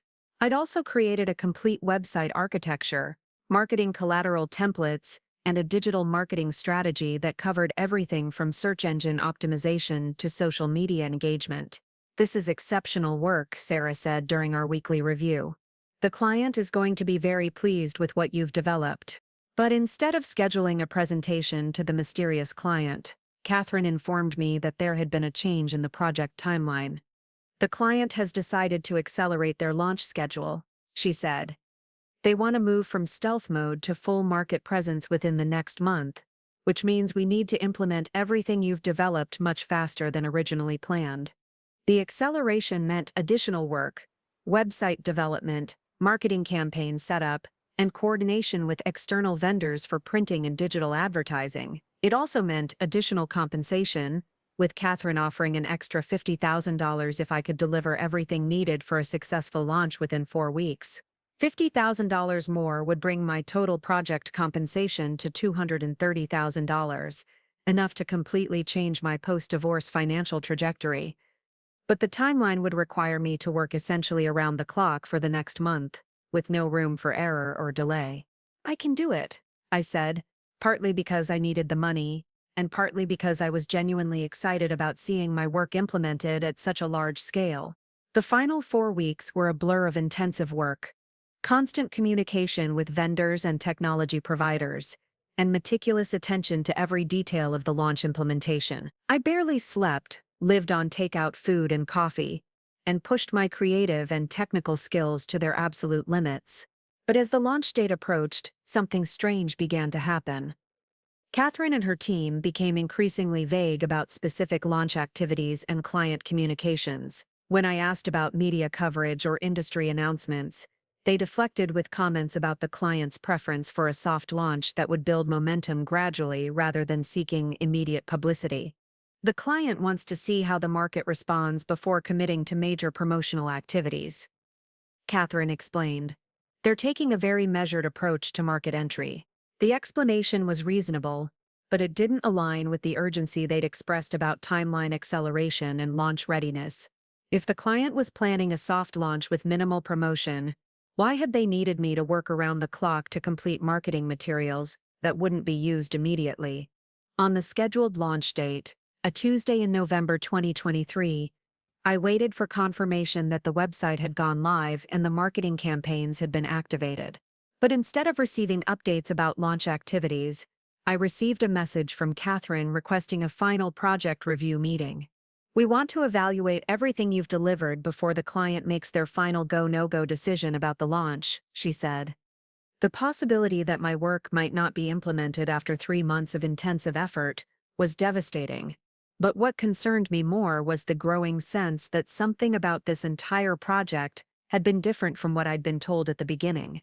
During the final review meeting, conducted via video conference with the full Morrison strategic team, I presented everything I'd developed over the past 12 weeks. The brand identity was sophisticated and professional, the marketing materials were comprehensive and strategically sound, and the website was visually stunning and technically functional. This is truly exceptional work, Catherine said when I finished the presentation. You've exceeded our expectations in every area. When will the client be making their launch decision? I asked. Catherine and her team exchanged glances that suggested they were communicating about something. I wasn't being told. Actually, Rachel, there's something we need to discuss with you, Catherine said. The client has been so impressed with your work that they want to offer you a different kind of opportunity. The phrase different kind of opportunity immediately put me on alert. After 3 months of intensive work, any major changes to our agreement would be highly suspicious. What kind of opportunity? I asked. They want to hire you as their permanent head of marketing, David said. It would be a significant role with equity compensation and the chance to build a marketing department from the ground up. The offer was flattering, but it also felt like a deflection from my original question about project completion and final payment. I delivered everything specified in our contract, and I was entitled to the remaining $90,000 regardless of whether the client decided to proceed with their launch or offer me additional work. I'm honored by the offer, I said carefully, but I'd like to complete our current project first. When can I expect the final payment? That's actually what we need to discuss, Catherine said, and her tone shifted in a way that made me realize this conversation was heading somewhere I wasn't going to like. The client has some concerns about certain aspects of the deliverables, and they want to discuss revisions before finalizing the contract completion. After 12 weeks of positive feedback and praise for exceptional work, the sudden emergence of unspecified concerns felt like a negotiation tactic designed to delay or reduce my final payment. But as I sat in my studio apartment, looking at the comprehensive portfolio of work I'd created, I realized I had more leverage in this situation than Catherine probably understood. Because over the past 3 months, while working intensively on this mysterious project, I'd learned things about business strategy, market positioning, and my own capabilities that would prove far more valuable than any single consulting fee. The revelation that would change everything came through a private investigator's report I never expected to receive. 3 days after my final review meeting with Morrison Strategic Consulting, when Catherine and her team were still deflecting my requests for project completion and final payment, a manila envelope was delivered to my studio apartment with no return address. Inside was a comprehensive dossier that explained exactly who had been behind my mysterious consulting project and why I'd been selected for an opportunity that had seemed too good to be true. The cover letter was signed by someone named Margaret Torres, who identified herself as a private wealth manager specializing in strategic justice interventions for women who have been systematically disadvantaged by divorce proceedings. Dear Ms. Coleman, the letter began, you have been the beneficiary of a carefully planned intervention designed to restore financial resources that were improperly denied to you during your divorce. The consulting project you completed was funded by individuals who believe you were treated unfairly and deserve the opportunity to reclaim what was taken from you. My hands were shaking as I read the next paragraph. Morrison Strategic Consulting is a legitimate firm that was contracted to provide you with meaningful work that would demonstrate your professional capabilities while generating substantial income. The $180,000 you have earned represents partial compensation for assets you should have received in your divorce settlement.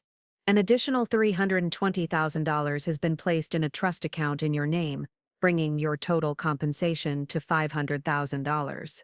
I had to read the letter 3 times before the information was fully registered. Someone had orchestrated an elaborate consulting project specifically to give me money, not as charity, but as payment for work that was real and valuable, while also correcting what they viewed as an injustice in my divorce settlement. The dossier included detailed financial analysis of my divorce proceedings, prepared by forensic accountants who had identified numerous irregularities in how Marcus and his attorney had valued and divided our marital assets. According to their calculations, I should have received approximately $380,000 more than the $85,000 settlement I'd actually gotten. Your ex-husband engaged in systematic financial manipulation that, while technically legal, violated the spirit of equitable distribution, the report stated. Asset restructuring, strategic timing of income recognition, and coordination with legal counsel created an outcome that strongly favored Mr. Rivera while minimizing your rightful claim to marital property. But the most shocking revelation was still to come. The next section of the dossier explained exactly who had funded this intervention and why they had chosen to help me. The primary benefactor wishes to remain anonymous, but you should know that she is someone who experienced similar treatment during her own divorce and has dedicated significant resources to helping other women reclaim their financial power. She has been monitoring your situation since your divorce proceedings began, and she believes you have the potential to achieve far more than your ex-husband ever recognized. The language was familiar, but I couldn't find a place where I'd heard similar phrasing before. The emphasis on reclaiming financial power and achieving far more than recognized sounded like something from a motivational seminar or business coaching program. Margaret Torres's contact information was included, along with instructions for accessing the trust account and scheduling a meeting to discuss next steps in your financial empowerment journey. The whole situation felt surreal, like discovering that my life had been a movie where other people were pulling strings behind the scenes. I called Margaret's office immediately, reaching an assistant who scheduled a video conference for the following day. The wait gave me time to process what I'd learned and research everything I could find about strategic justice interventions and women's financial advocacy organizations. What I discovered was a network of wealthy women who had experienced devastating divorces and had chosen to use their resources to help other women avoid or recover from similar financial manipulation. These weren't traditional charitable organizations, but rather informal groups that operated through private wealth management firms and legal advocacy networks.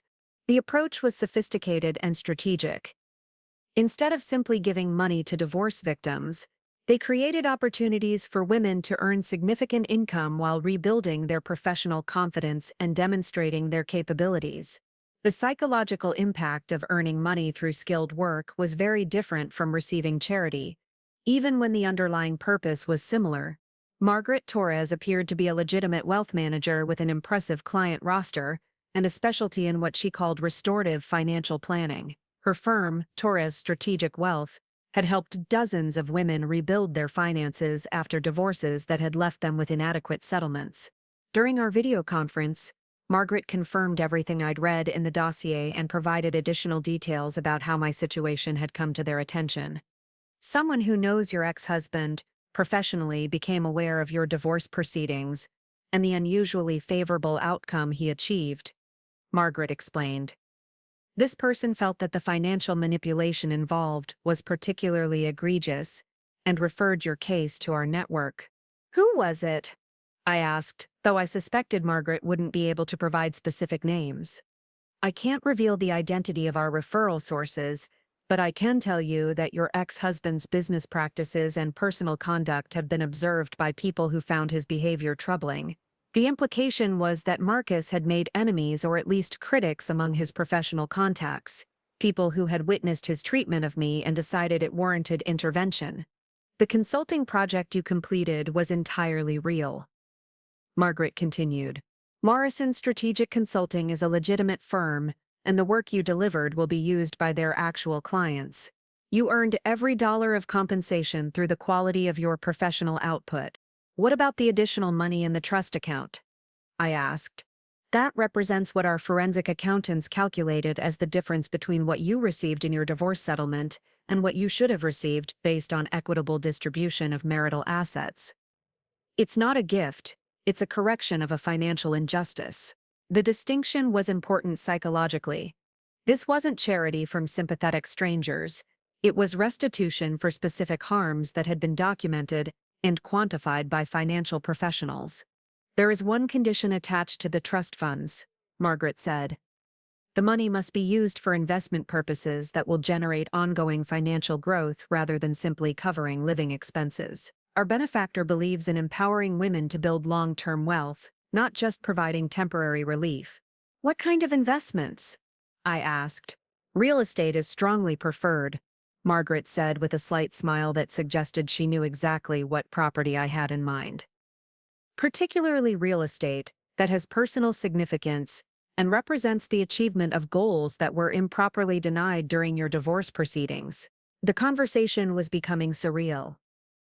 Margaret seemed to know about my dream house and was essentially encouraging me to use the trust funds to pursue the exact goal that Marcus had told me I'd never be able to afford on my own. How do you know about the house on Willowbrook Lane? I asked directly. We make it our business to understand the full scope of what our beneficiaries have lost, Margaret said. Financial assets are only part of the picture. Dreams, plans, and life goals that were shared during marriage also have value, and when those are taken away through manipulative divorce proceedings, they deserve to be restored. Margaret provided access codes for the trust account and contact information for a real estate attorney who specialized in high-end property transactions. She also mentioned that if I decided to pursue the Willowbrook Lane property, additional financial support might be available to ensure I could compete effectively with other potential buyers. The goal isn't just to help you buy a house, Margaret explained. The goal is to demonstrate that women who have been systematically undervalued can achieve everything they were told they couldn't afford, and more. After ending the call, I sat in my studio apartment staring at bank account information that showed a balance of $590,000 more money than I'd ever imagined having access to independently. The combination of my consulting earnings and the trust funds was enough to buy our dream house outright, with money left over for renovations and long-term financial security. But before I could process the full implications of this windfall, I needed to understand something that had been bothering me since reading the dossier. How had Margaret's benefactor learned about my specific situation, and what did they know about Marcus's business practices that made them so confident he deserved this kind of intervention? The answer came when I researched recent developments in Portland's technology industry and discovered that TechFlow Solutions had been experiencing significant financial difficulties. The company had failed to meet revenue projections from their last funding round, and several key executives had left under circumstances that suggested internal conflicts about business strategy and financial management. Marcus's name appeared in several industry publications as one of the executives who had departed TechFlow, though the articles were vague about the reasons for his departure. The timing coincided with his accelerated divorce proceedings and his push to finalize asset distribution before our settlement was completed. A deeper search revealed that TechFlow was facing a Securities and Exchange Commission investigation related to their revenue recognition practices and the accuracy of financial projections they'd provided to investors. While Marcus wasn't specifically named in the investigation, his role as senior developer and his involvement in creating financial projections made him potentially liable for any discovered irregularities. The picture that emerged was of a man who had rushed to extract personal wealth from a potentially unstable situation while positioning himself for a quick career transition. His equity payout, strategic asset restructuring, and accelerated divorce timeline all suggested someone who had inside knowledge about TechFlow's problems and was protecting himself from potential financial exposure. But Marcus's career transition hadn't gone as planned. The high-paying position he'd accepted at the larger tech company had lasted only 4 months before he was quietly let go during a corporate restructuring that eliminated several senior positions. His next role at a startup focused on financial analytics software had ended even more quickly when the company failed to secure expected funding. According to LinkedIn and industry databases, Marcus was currently working as a contract consultant for various technology companies, a significant step down from the executive-level positions he'd held at TechFlow, and certainly a major reduction in the income that had justified his ambitious real estate investment plans. The irony was devastating. While Marcus had been systematically dismantling our marriage and minimizing my financial claims based on his inflated future earning potential, his actual career trajectory had been headed toward exactly the kind of financial instability he'd accused me of representing. But the most interesting discovery came when I researched the current status of the house on Willowbrook Lane. According to real estate databases, Marcus and Vanessa had made an offer on the property in July, but their financing had fallen through in September when Marcus's employment situation became unstable. The house was still on the market, with the asking price reduced to $24 million due to extended time on the market. The reduced price, combined with my newly available funds, meant that I could potentially purchase our dream house for less than Marcus and Vanessa had been willing to pay, while they were no longer in a position to compete for the property at all. I spent the rest of the week researching the real estate market, consulting with Margaret's recommended attorney, and developing a strategy for making an offer on 2047 Willowbrook Lane. The process felt like preparing for the most important business transaction of my life, which in many ways it was. The house represented far more than just a place to live. It was proof that Marcus had been wrong about my potential, vindication for the dreams he had dismissed as unrealistic, and tangible evidence that the financial manipulation he'd employed during our divorce hadn't achieved its ultimate purpose. But before I could make an offer on the house, I needed to understand one more crucial piece of the puzzle. Margaret Torres had mentioned that her benefactor was someone who had experienced similar treatment during her own divorce and had chosen to help other women in comparable situations.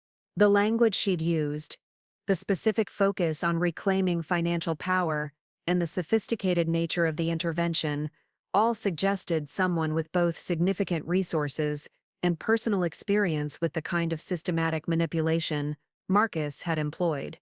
When I called Margaret to discuss my plans for the house purchase, I asked directly about the identity of the benefactor. "I understand your curiosity," Margaret said, "but I can tell you that she's someone who understands exactly what you've experienced, because she lived through something remarkably similar." Her ex-husband was also a technology executive who restructured assets before filing for divorce, and who told her she'd never be able to afford the lifestyle they had built together. "And now?" I asked. "Now she owns a portfolio of real estate worth more than $50 million, Margaret said with obvious satisfaction, including the house her ex-husband said she'd never be able to afford, which she purchased 6 months after their divorce was finalized.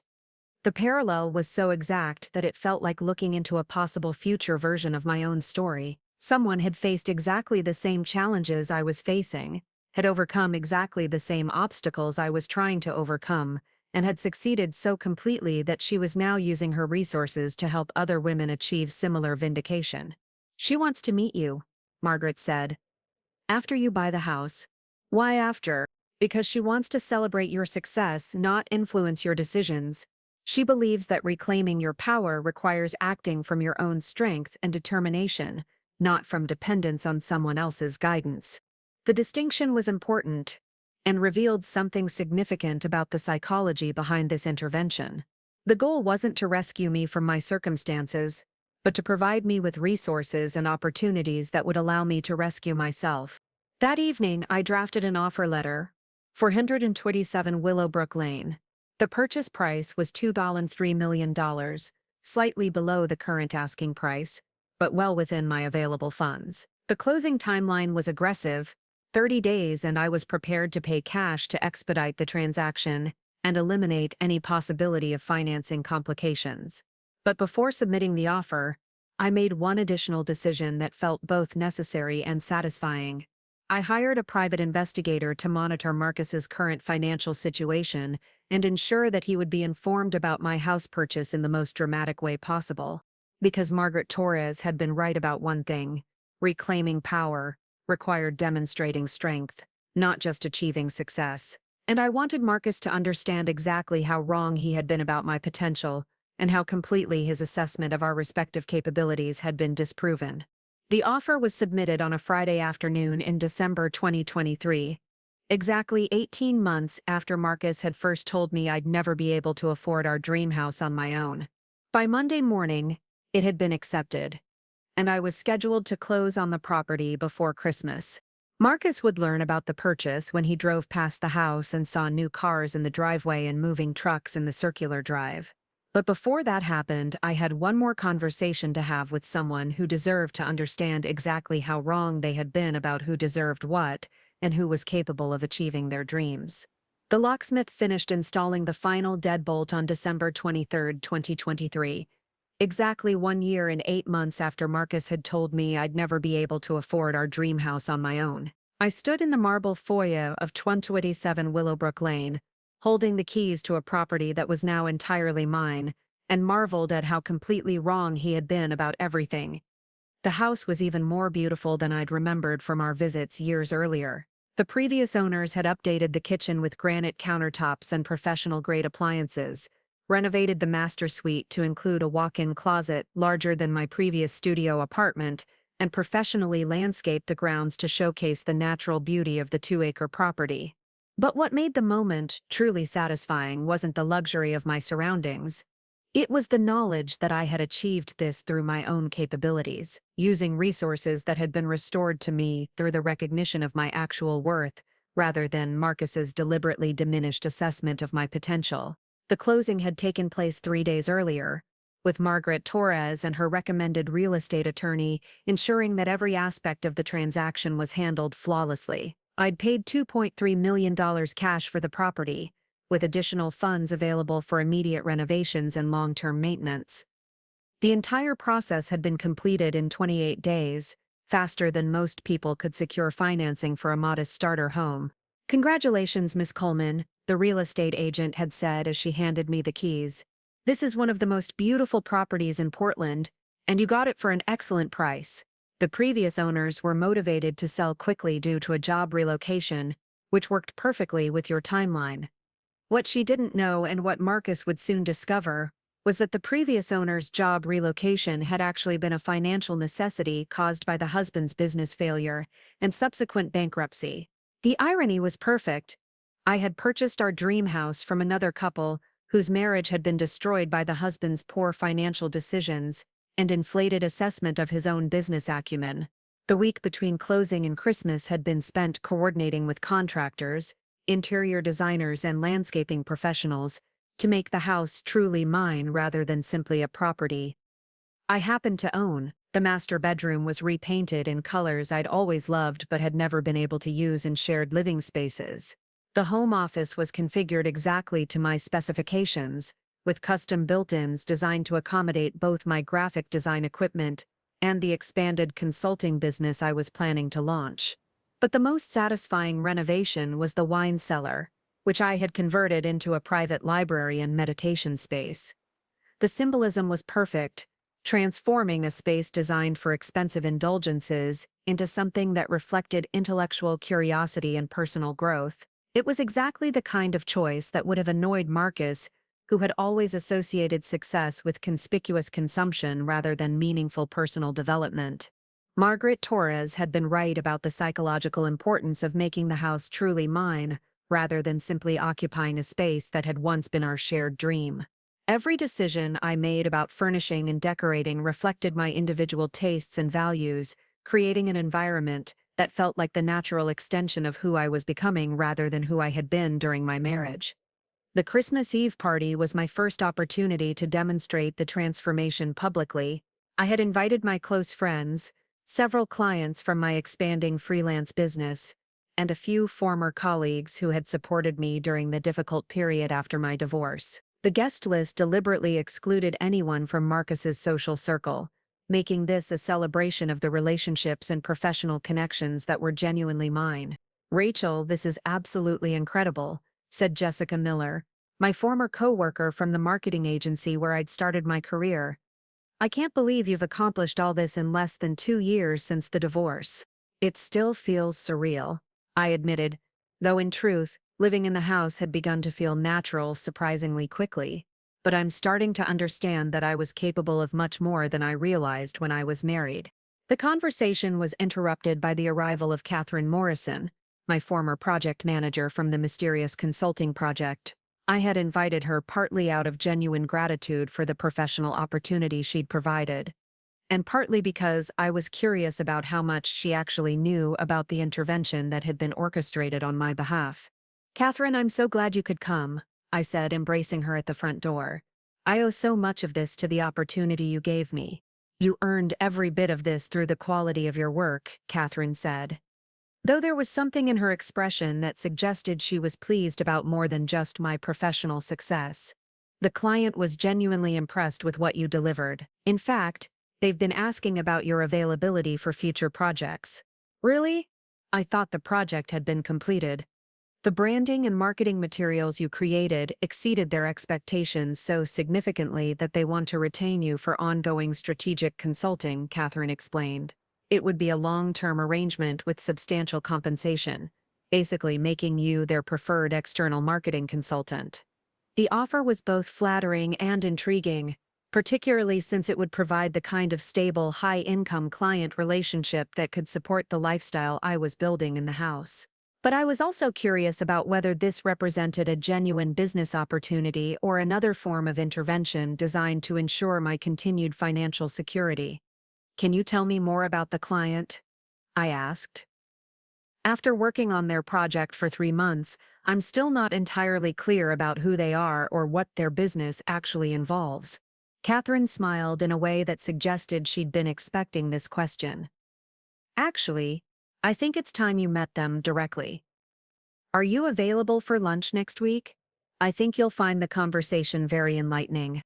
The mysterious nature of Catherine's response reminded me that there were still aspects of my situation I didn't fully understand.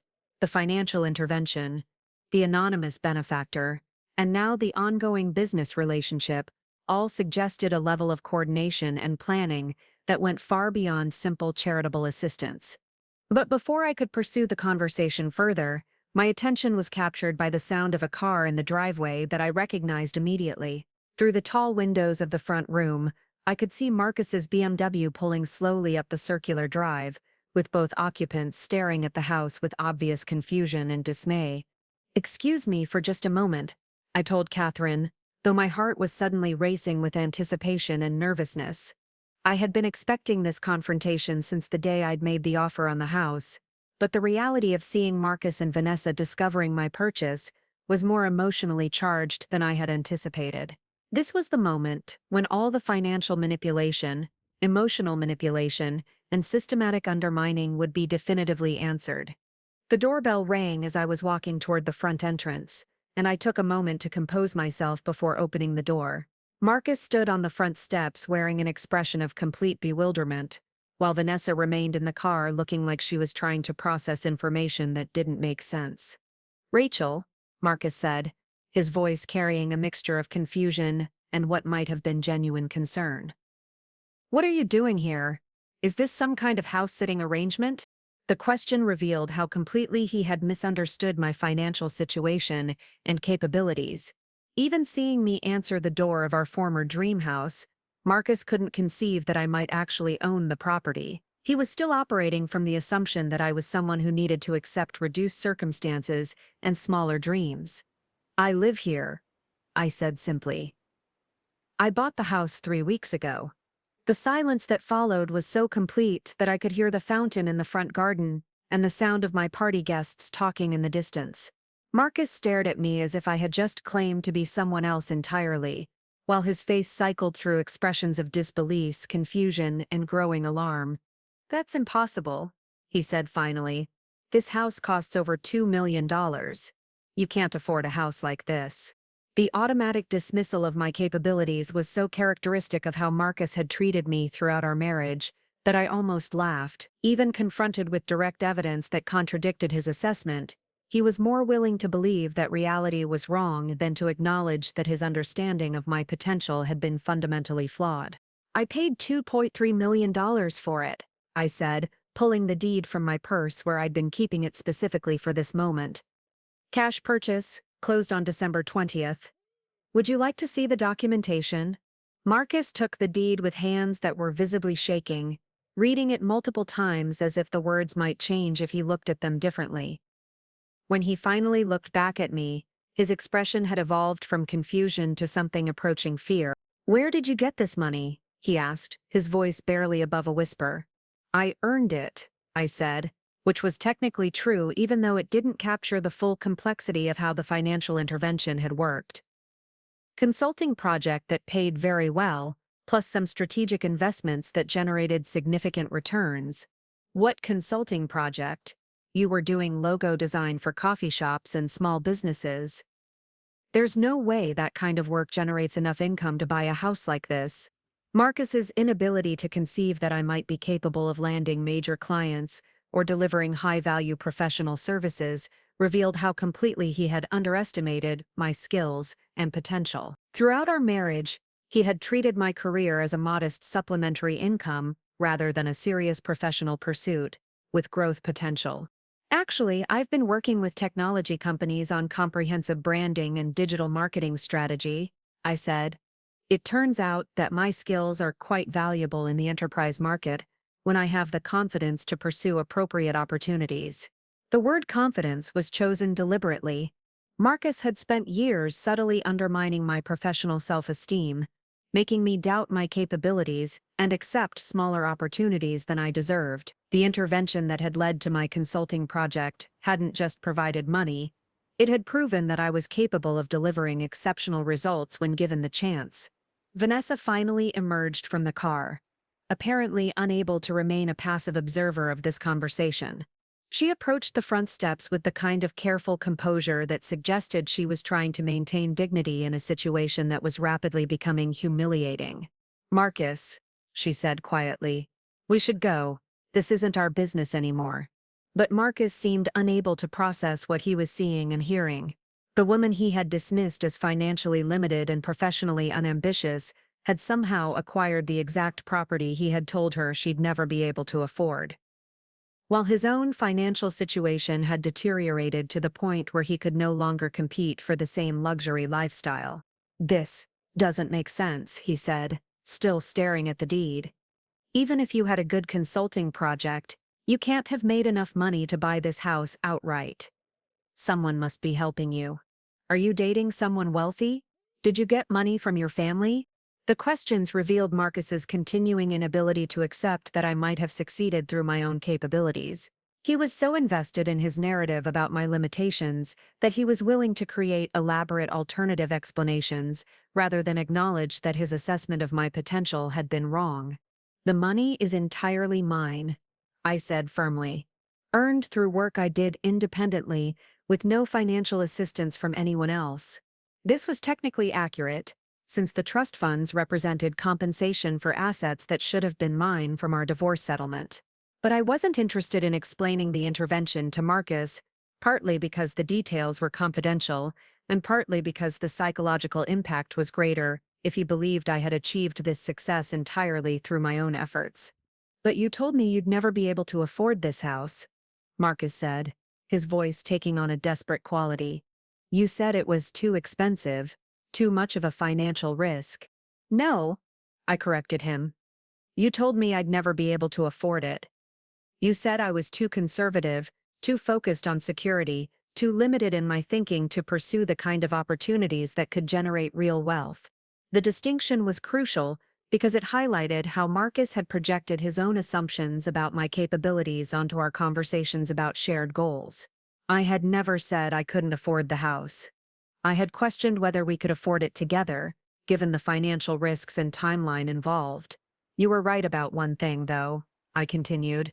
"I couldn't afford it as long as I was married to someone who systematically undermined my confidence and limited my professional opportunities.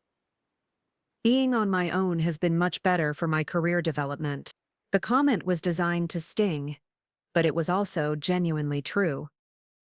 The 18 months since our divorce had been the most professionally productive period of my life, partly because I no longer had to negotiate every decision with someone who viewed my ambitions as secondary to his own. Vanessa placed a hand on Marcus's arm, clearly trying to encourage him to end this conversation before it became even more damaging to his ego. But Marcus seemed compelled to continue, as if he could somehow restore his sense of superiority by finding flaws in my success. "What about your business?" he asked. "Are you planning to keep freelancing, or are you going to try to build something more substantial?" The question revealed that Marcus still viewed my career as a temporary arrangement rather than a serious professional pursuit. Even after learning that I had earned enough money to buy a multi-million-dollar house, he was still framing my work in terms of trying to build something, rather than acknowledging that I had already built something successful. "I'm expanding into strategic consulting for high-growth technology companies," I said. "Several clients have approached me about long-term retainer relationships, and I'm considering establishing a formal consulting firm with other independent contractors."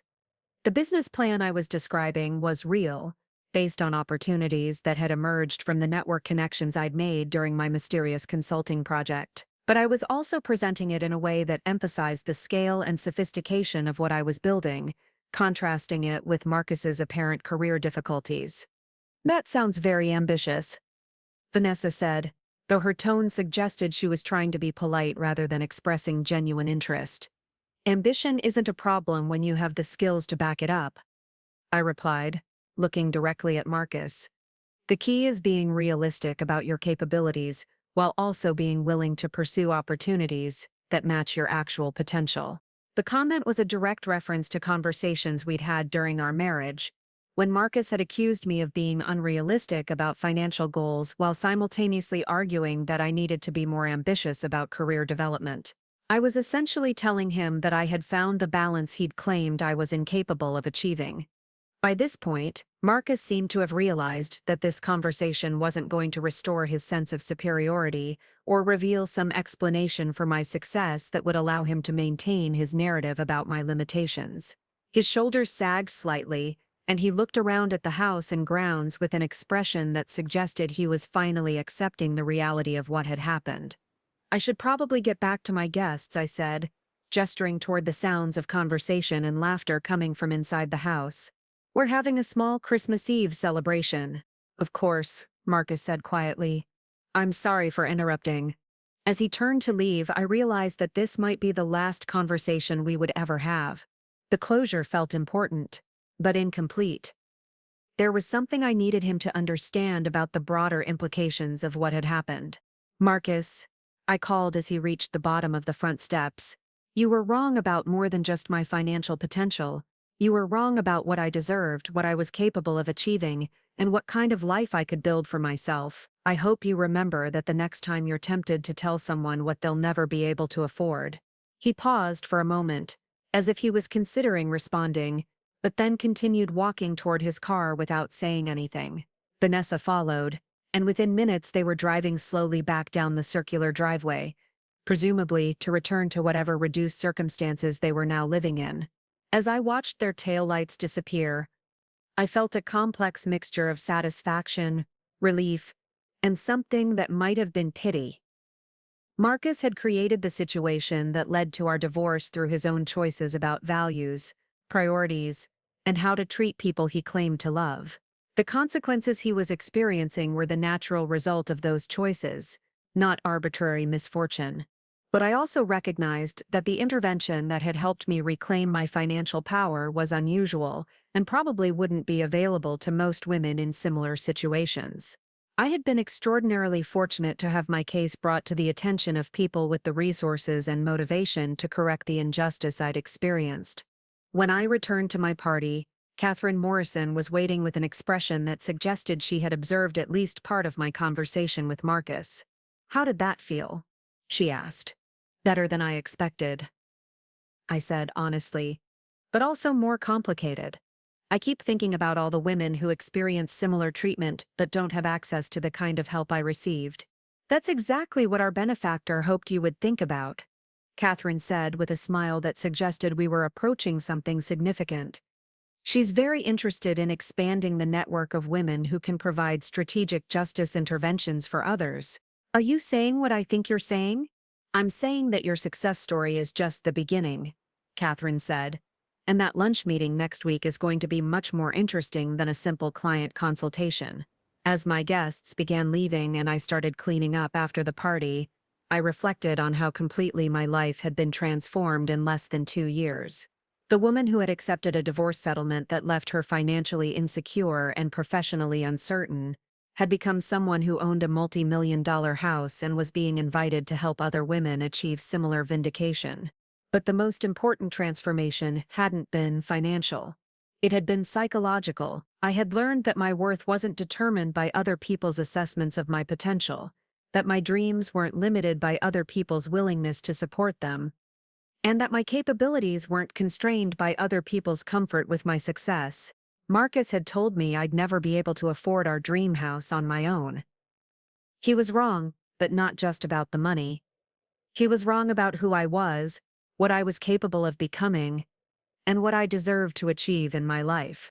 The house on Willowbrook Lane was beautiful, but it was also proof of something much more important, that women who have been systematically undervalued can reclaim their power, exceed expectations that were designed to limit them, and build lives that reflect their actual worth, rather than other people's assessment of their limitations.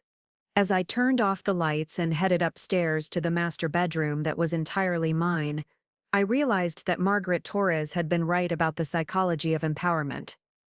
This wasn't just about getting revenge on Marcus or proving him wrong about my potential. This was about demonstrating that justice was possible, that systematic manipulation could be overcome, and that women who had been told to accept less could claim everything they deserved.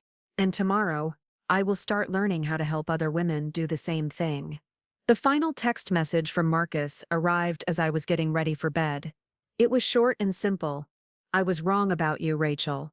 I'm sorry. The apology was welcome, but it was also too late to change anything that mattered. The damage had been done, the consequences had been experienced, and the lessons had been learned by everyone involved. 3 days later, I received a phone call that would add an unexpected epilogue to my confrontation with Marcus. It was from David Park, Marcus's former colleague from TechFlow Solutions, who had apparently learned about my house purchase through Portland's surprisingly small network of technology professionals. "Rachel, I hope you don't mind me calling," David said. "I got your number from Catherine Morrison.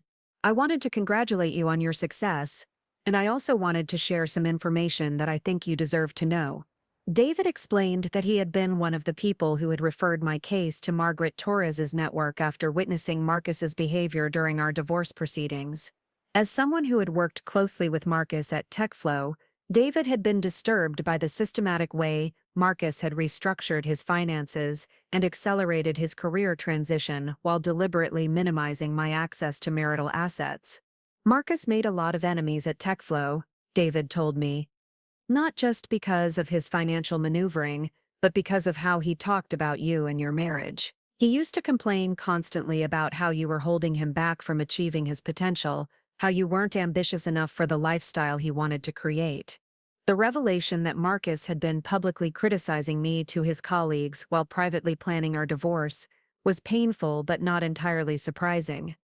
It explained how David and others had become aware of the injustice in our settlement and motivated to seek intervention on my behalf. "What really bothered us was how proud he seemed of the divorce outcome," David continued. "He bragged about his attorney's strategy and talked about how he'd protected his assets from someone who wouldn't have known how to manage wealth responsibly anyway." The casual cruelty of Marcus's attitude toward our divorce settlement was breathtaking. But it also helped me understand why David and others had felt compelled to take action. Marcus hadn't just cheated me financially, he had celebrated that cheating as evidence of his superior intelligence and strategic thinking. "I want you to know that several of us contributed to the fund that helped you," David said. "Not as charity, but as justice. What Marcus did to you was legal but morally reprehensible, and we wanted to make sure it didn't stand as the final word on your worth or potential." Learning that multiple people had witnessed Marcus's behavior and chosen to intervene on my behalf was both humbling and empowering. It meant that my assessment of the situation hadn't been distorted by emotional bias. Other professionals had recognized the same injustices I had experienced and had been motivated to correct them. "There's something else you should know," David added. "Marcus's current financial situation is much worse than what you probably observed during your conversation. His consulting work has been sporadic, and he's had to sell most of the luxury items he accumulated during your marriage. The expensive loft apartment, the BMW, even some of his investment portfolio. It's all been liquidated to cover living expenses." The information about Marcus's financial decline wasn't entirely satisfying, because I had moved beyond wanting him to suffer and toward wanting to ensure that other women didn't experience similar treatment. But it did confirm that his assessment of our respective potentials had been catastrophically wrong, and that the financial manipulation he'd employed during our divorce had been motivated by desperation rather than strength. "Vanessa left him about 6 weeks ago," David continued. "Apparently, she realized that the successful businessman she thought she was dating was actually someone facing serious financial instability and potential legal problems related to his time at TechFlow. The news about Vanessa's departure completed the picture of Marcus's reversal of fortune. The woman who had represented everything he thought he deserved in a partner had abandoned him as soon as his true circumstances became clear. The relationship that had been built on his ability to provide a luxury lifestyle had dissolved when that lifestyle proved to be unsustainable. "I'm telling you this not because I think you should feel sorry for Marcus," David said, "but because I want you to understand how completely wrong he was about everything. His business judgment, his assessment of people's worth, his understanding of what creates lasting success, all of it was fundamentally flawed." After ending the call with David, I spent the evening walking through my house and reflecting on the psychological journey I'd completed over the past 2 years. The woman who had accepted Marcus's characterization of her limitations had evolved into someone who not only exceeded those limitations but was positioned to help other women do the same. The lunch meeting with Catherine Morrison's mysterious client took place the following week at an elegant restaurant in downtown Portland. I arrived early, curious about finally meeting the benefactor who had orchestrated my financial recovery, and eager to understand what role I might play in helping other women achieve similar justice. The woman who approached my table was probably in her mid-50s, impeccably dressed but not ostentatious, with the kind of quiet confidence that suggested significant life experience and hard-won wisdom. She introduced herself as Elena Vasquez, founder and CEO of Vasquez Strategic Investments, a private equity firm specializing in women-owned businesses and social impact ventures. "Rachel, I'm so pleased to finally meet you in person," Elena said, settling into the chair across from me with genuine warmth. "I've been following your progress since David Park first brought your situation to my attention, and I couldn't be more impressed with what you've accomplished." Elena explained that she had built her investment firm specifically to address the kinds of systematic inequalities that women faced in divorce proceedings, business financing, and career advancement. Her approach wasn't traditional charity, but rather strategic intervention designed to correct injustices while empowering women to build lasting wealth and influence. "I experienced something very similar to what you went through," Elena told me. "My ex-husband was a real estate developer who restructured our assets before filing for divorce, leaving me with a settlement that represented about 20% of what I should have received. Like you, I was told that I should be grateful for what I got and shouldn't expect to maintain the lifestyle we'd built together." Elena's story was remarkably parallel to mine, though her ex-husband's manipulation had been even more sophisticated and her initial circumstances even more challenging. She had been left with minimal financial resources and 3 young children to support, while her ex-husband had retained the majority of their wealth and immediately began a relationship with someone who represented the social status he felt he deserved. "The first few years after my divorce were incredibly difficult," Elena continued. "I had to rebuild everything from almost nothing, while constantly being reminded of the life I'd lost and the luxury my ex-husband was enjoying with his new wife." But Elena had transformed her anger and determination into strategic action.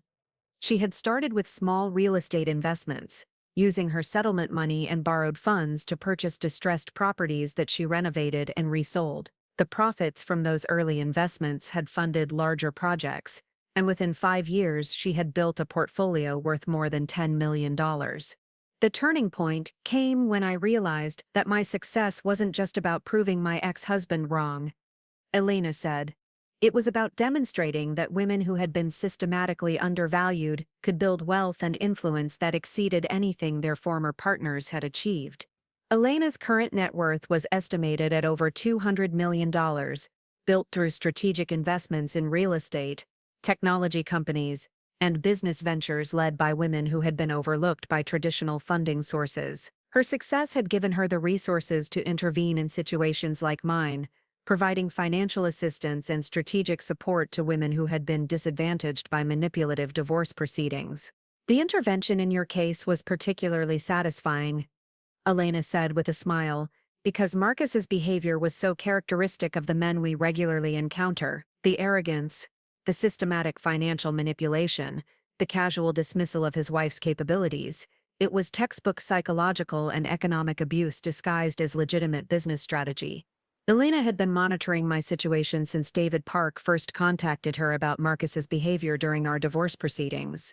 The consulting project through Morrison Strategic had been designed to provide me with meaningful work that would demonstrate my professional capabilities while generating substantial income that could be used for strategic investments. We could have simply given you money, Elena explained, but that wouldn't have provided the psychological transformation that comes from earning significant income through your own skills and efforts. You needed to prove to yourself that you were capable of the kind of success Marcus said was impossible for you. The approach had been carefully calibrated to maximize both the financial and emotional impact of the intervention. By structuring my compensation as payment for legitimate professional work, Elena had ensured that my success felt earned rather than given, while also providing me with portfolio material and professional connections that would support long-term career growth. The most important part of the process wasn't buying the house, Elena continued. It was developing the confidence and business acumen that made buying the house feel natural rather than overwhelming. You're now positioned to build wealth and influence that will exceed anything Marcus ever achieved. Elena's assessment was accurate. The consulting project had not only provided financial resources, but had also connected me with a network of technology executives and business leaders who were interested in ongoing strategic marketing support. Several companies had already approached me about retainer relationships that would provide steady income while allowing me to expand my consulting practice. Which brings me to why I wanted to meet with you in person, Elena said. I'd like to offer you a partnership opportunity that would allow you to help other women achieve the kind of transformation you've experienced. Elena explained that she was expanding her strategic justice intervention program and needed partners who could identify women in need of support and coordinate the complex financial and legal assistance required to correct divorce-related injustices. The role would combine investigative work, financial planning, and project management, while providing substantial compensation and equity participation in Elena's growing network of social impact investments. The work isn't just about helping individual women, Elena said. It's about documenting patterns of financial manipulation and building legal precedents that will make it harder for men like Marcus to systematically cheat their wives during divorce proceedings. The partnership Elena was proposing would allow me to build a career around correcting the kind of injustice I had experienced while generating income that would support the lifestyle I was creating in my new house. It was an opportunity to transform my personal experience of systematic disadvantage into professional expertise that could benefit other women facing similar challenges. I'm very interested, I said. When could we start? Immediately, Elena said. We already have 3 cases that would benefit from your specific combination of marketing expertise and personal experience with manipulative divorce tactics. As lunch concluded and Elena provided me with detailed information about the partnership opportunity, I realized that my confrontation with Marcus had been just the beginning of a much larger story. The house on Willowbrook Lane was proof that his assessment of my potential had been wrong, but it was also the foundation for building something much more significant than personal vindication. That evening, I stood in the master bedroom of my house, looking out at the mountain views that Marcus had once described as our shared dream for the future. But instead of feeling nostalgic about what we had planned to build together, I felt excited about what I was going to build independently. The woman who had been told she'd never be able to afford this house had not only purchased it, but was now positioned to help other women achieve similar victories over systematic manipulation and financial abuse. The personal transformation that had begun with my divorce was evolving into a professional purpose that could create lasting change for women facing similar challenges. Marcus had been wrong about my financial potential, my professional capabilities, and my capacity for building wealth independently. But his most significant mistake had been underestimating my determination to prove that women who had been systematically undervalued deserved better than the limitations imposed on them by men who claimed to love them. Some people deserve nice things. And I had finally learned that I was definitely one of those people. But more importantly, I had learned that deserving nice things was just the beginning. What mattered was using those nice things as a foundation for building something meaningful, something that would ensure other women could claim what they deserved as well. The house was beautiful, but the real victory was understanding that my worth wasn't determined by what I owned, but by what I was capable of creating. And I was just getting started. 6 months later, I received an invitation that would bring my journey full circle in the most unexpected way. It was from the Portland Business Journal, asking me to speak at their annual Women in Leadership conference about overcoming financial adversity and building successful consulting practices. The irony wasn't lost on me. I was being recognized as an expert in the very areas where Marcus had claimed I lacked capability and vision. The speaking engagement was scheduled for a Thursday morning in June, and I spent weeks preparing a presentation that would share practical strategies without revealing the confidential details of Elena's intervention program. The challenge was helping other women understand that dramatic financial transformation was possible, while being honest about the unique circumstances that had made my recovery feasible. The conference was held at the Riverside Hills Convention Center, the same venue where Marcus and I had attended several technology industry events during our marriage. Walking into the building where I had once felt like an outsider accompanying someone more important, felt like stepping into an alternate reality where I was the featured expert rather than the trailing spouse. My presentation was titled Strategic Career Pivoting: From Survival to Success in Post-Divorce Professional Development, and it drew an audience of nearly 300 women representing various industries and career stages. As I looked out at the crowd from the podium, I recognized several faces from Marcus's former social circle, women who had witnessed my financial struggles during the divorce proceedings, and were now seeing me positioned as a successful business consultant and keynote speaker.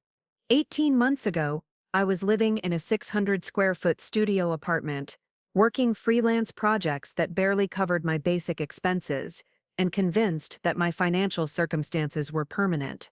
I began. Today, I own my dream home, run a strategic consulting practice with 6-figure retainer clients, and have the resources to pursue opportunities I never thought were possible. The presentation covered legitimate strategies for career transition, client development, and strategic positioning that I had learned through my consulting work and partnership with Elena. I discussed the importance of understanding market value, pursuing opportunities that matched actual capabilities rather than perceived limitations, and building professional networks that could provide access to higher-level projects. But the most powerful part of the presentation was the personal transformation narrative. How changing my mindset about what I deserved and what I was capable of achieving had been more important than any specific business strategy or marketing technique. The biggest obstacle to financial recovery after divorce isn't lack of skills or market opportunities, I told the audience. It's the internalized belief that your reduced circumstances are permanent and that you should be grateful for whatever stability you can achieve rather than pursuing the success you actually deserve. During the question and answer session, a woman in the front row asked about the specific steps I had taken to transition from small local clients to enterprise-level consulting projects. Her question was clearly genuine, but it also required me to navigate carefully around the role Elena's intervention had played in creating those opportunities. The key was recognizing that my previous client base reflected my own limited expectations rather than market demand for my services. I explained. When I started approaching technology companies with sophisticated strategic proposals instead of basic design services, I discovered that decision makers were willing to pay significantly more for consultants who understood their complex business challenges.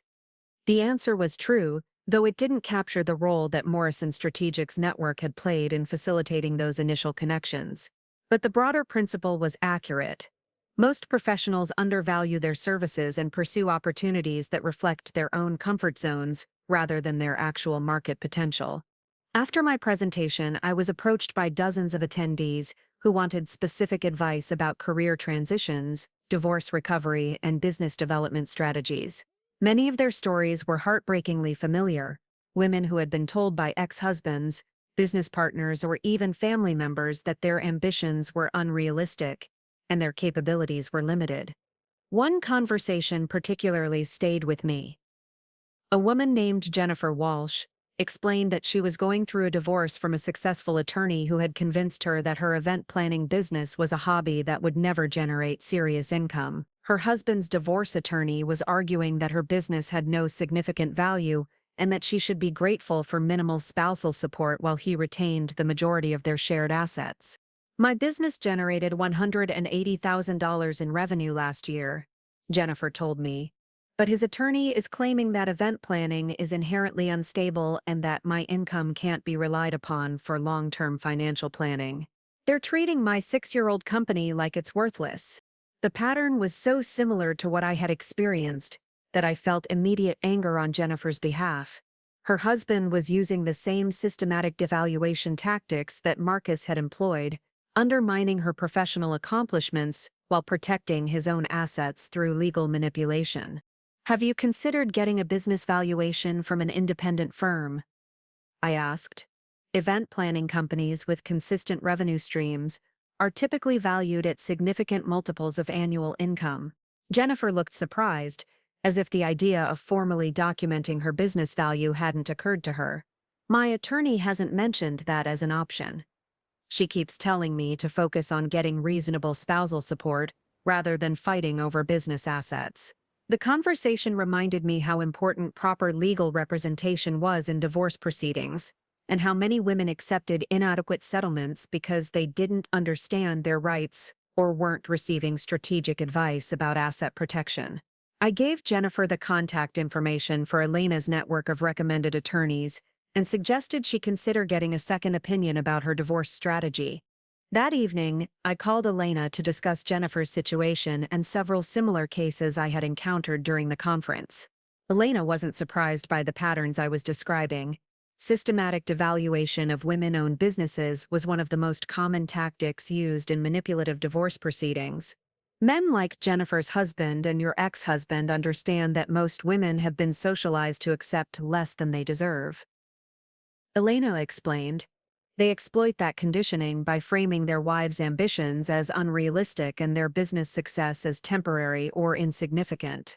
Elena had been tracking these patterns across dozens of intervention cases, building a database of manipulation tactics and legal strategies that could be used to educate women and their attorneys about how to recognize and counter financial abuse during divorce proceedings.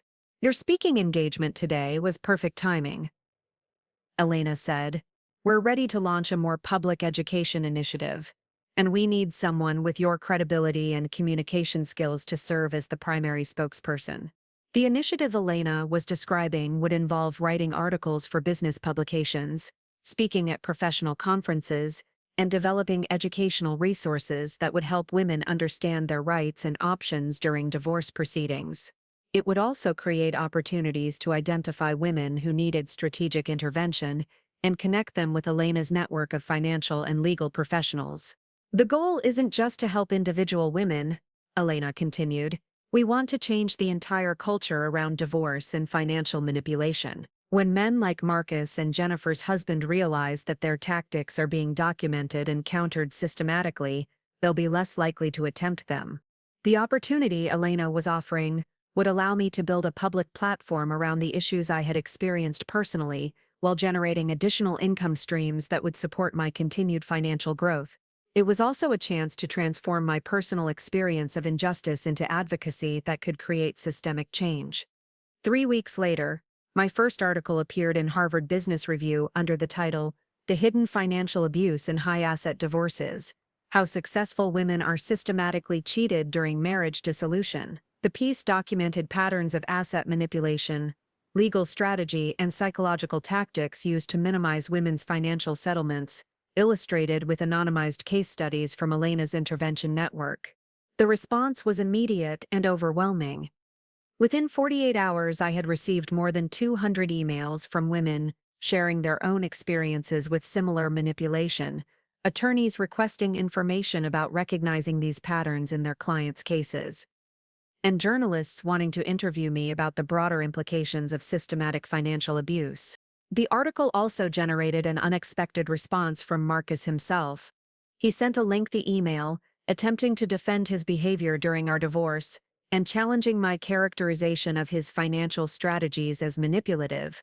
The message revealed that he was still unable to acknowledge the harm he had caused or take responsibility for the systematic disadvantage of my financial position. I followed all legal requirements and made decisions that protected my business interests, Marcus wrote. The fact that you've been successful since our divorce proves that the settlement was fair and that you didn't actually need additional financial support. The circular logic was astounding. Marcus was arguing that my success, despite his manipulation, proved that his manipulation hadn't been harmful. He couldn't see that his systematic undermining of my financial position had required extraordinary intervention to correct, and that my achievements had occurred because of strategic assistance rather than through the natural consequences of our divorce settlement. I chose not to respond to Marcus's email, but I did forward it to Elena as an example of how men who engaged in financial manipulation typically rationalized their behavior. Elena wasn't surprised by the content, but she was interested in using it as a teaching tool for other women who might be receiving similar justifications from their own ex-husbands. This is exactly the kind of psychological manipulation we need to help women recognize. Elena said when we discussed Marcus's message, "He's rewriting history to make himself the victim of unfair criticism rather than acknowledging that he systematically cheated you out of assets you were legally entitled to receive." By the end of the summer, my advocacy work had evolved into a comprehensive platform that included regular speaking engagements, published articles, and consultation with legal firms representing women in high-asset divorces. The income from these activities, combined with my ongoing consulting practice and partnership with Elena, had created multiple revenue streams that provided both financial security and professional fulfillment. More importantly, the work was generating measurable impact. Several divorce attorneys had reported that their male clients were less likely to attempt aggressive asset manipulation when they knew their tactics would be documented and potentially publicized. The threat of public exposure was creating accountability that had been missing from the traditional divorce process. On a personal level, the advocacy work had provided meaning and purpose that went far beyond individual financial success. Every woman I helped recognize manipulative divorce tactics. Every attorney I educated about sophisticated asset protection strategies, and every public presentation that changed someone's understanding of their rights represented progress towards systematic change. The house on Willowbrook Lane remained beautiful and satisfying, but it had become a symbol of something much larger than personal vindication. It represented proof that women who had been told to accept less could claim everything they deserved, and it served as the foundation for building winnels that could help other women achieve similar justice. Marcus had been wrong about my financial potential, my professional capabilities, and my capacity for creating wealth independently. But his most fundamental mistake had been believing that crushing my confidence and limiting my opportunities would somehow enhance his own success. Instead, his manipulation had motivated me to exceed every limitation he had tried to impose, while building a platform for helping other women recognize and overcome similar systematic disadvantage. The woman he had tried to diminish had become someone whose influence and impact exceeded anything he had ever achieved or would ever achieve. Some people do deserve nice things. But more importantly, some people deserve the opportunity to define for themselves what they're capable of achieving and what kind of life they're willing to build. I had learned that I was definitely one of those people, and I was committed to ensuring that other women learned the same thing about themselves. Looking for more? We've got two amazing stories ready for you right on screen. If this one touched you, these are absolutely worth your time. Click to watch them now, and hey, subscribe and hit that bell to never miss our latest uploads.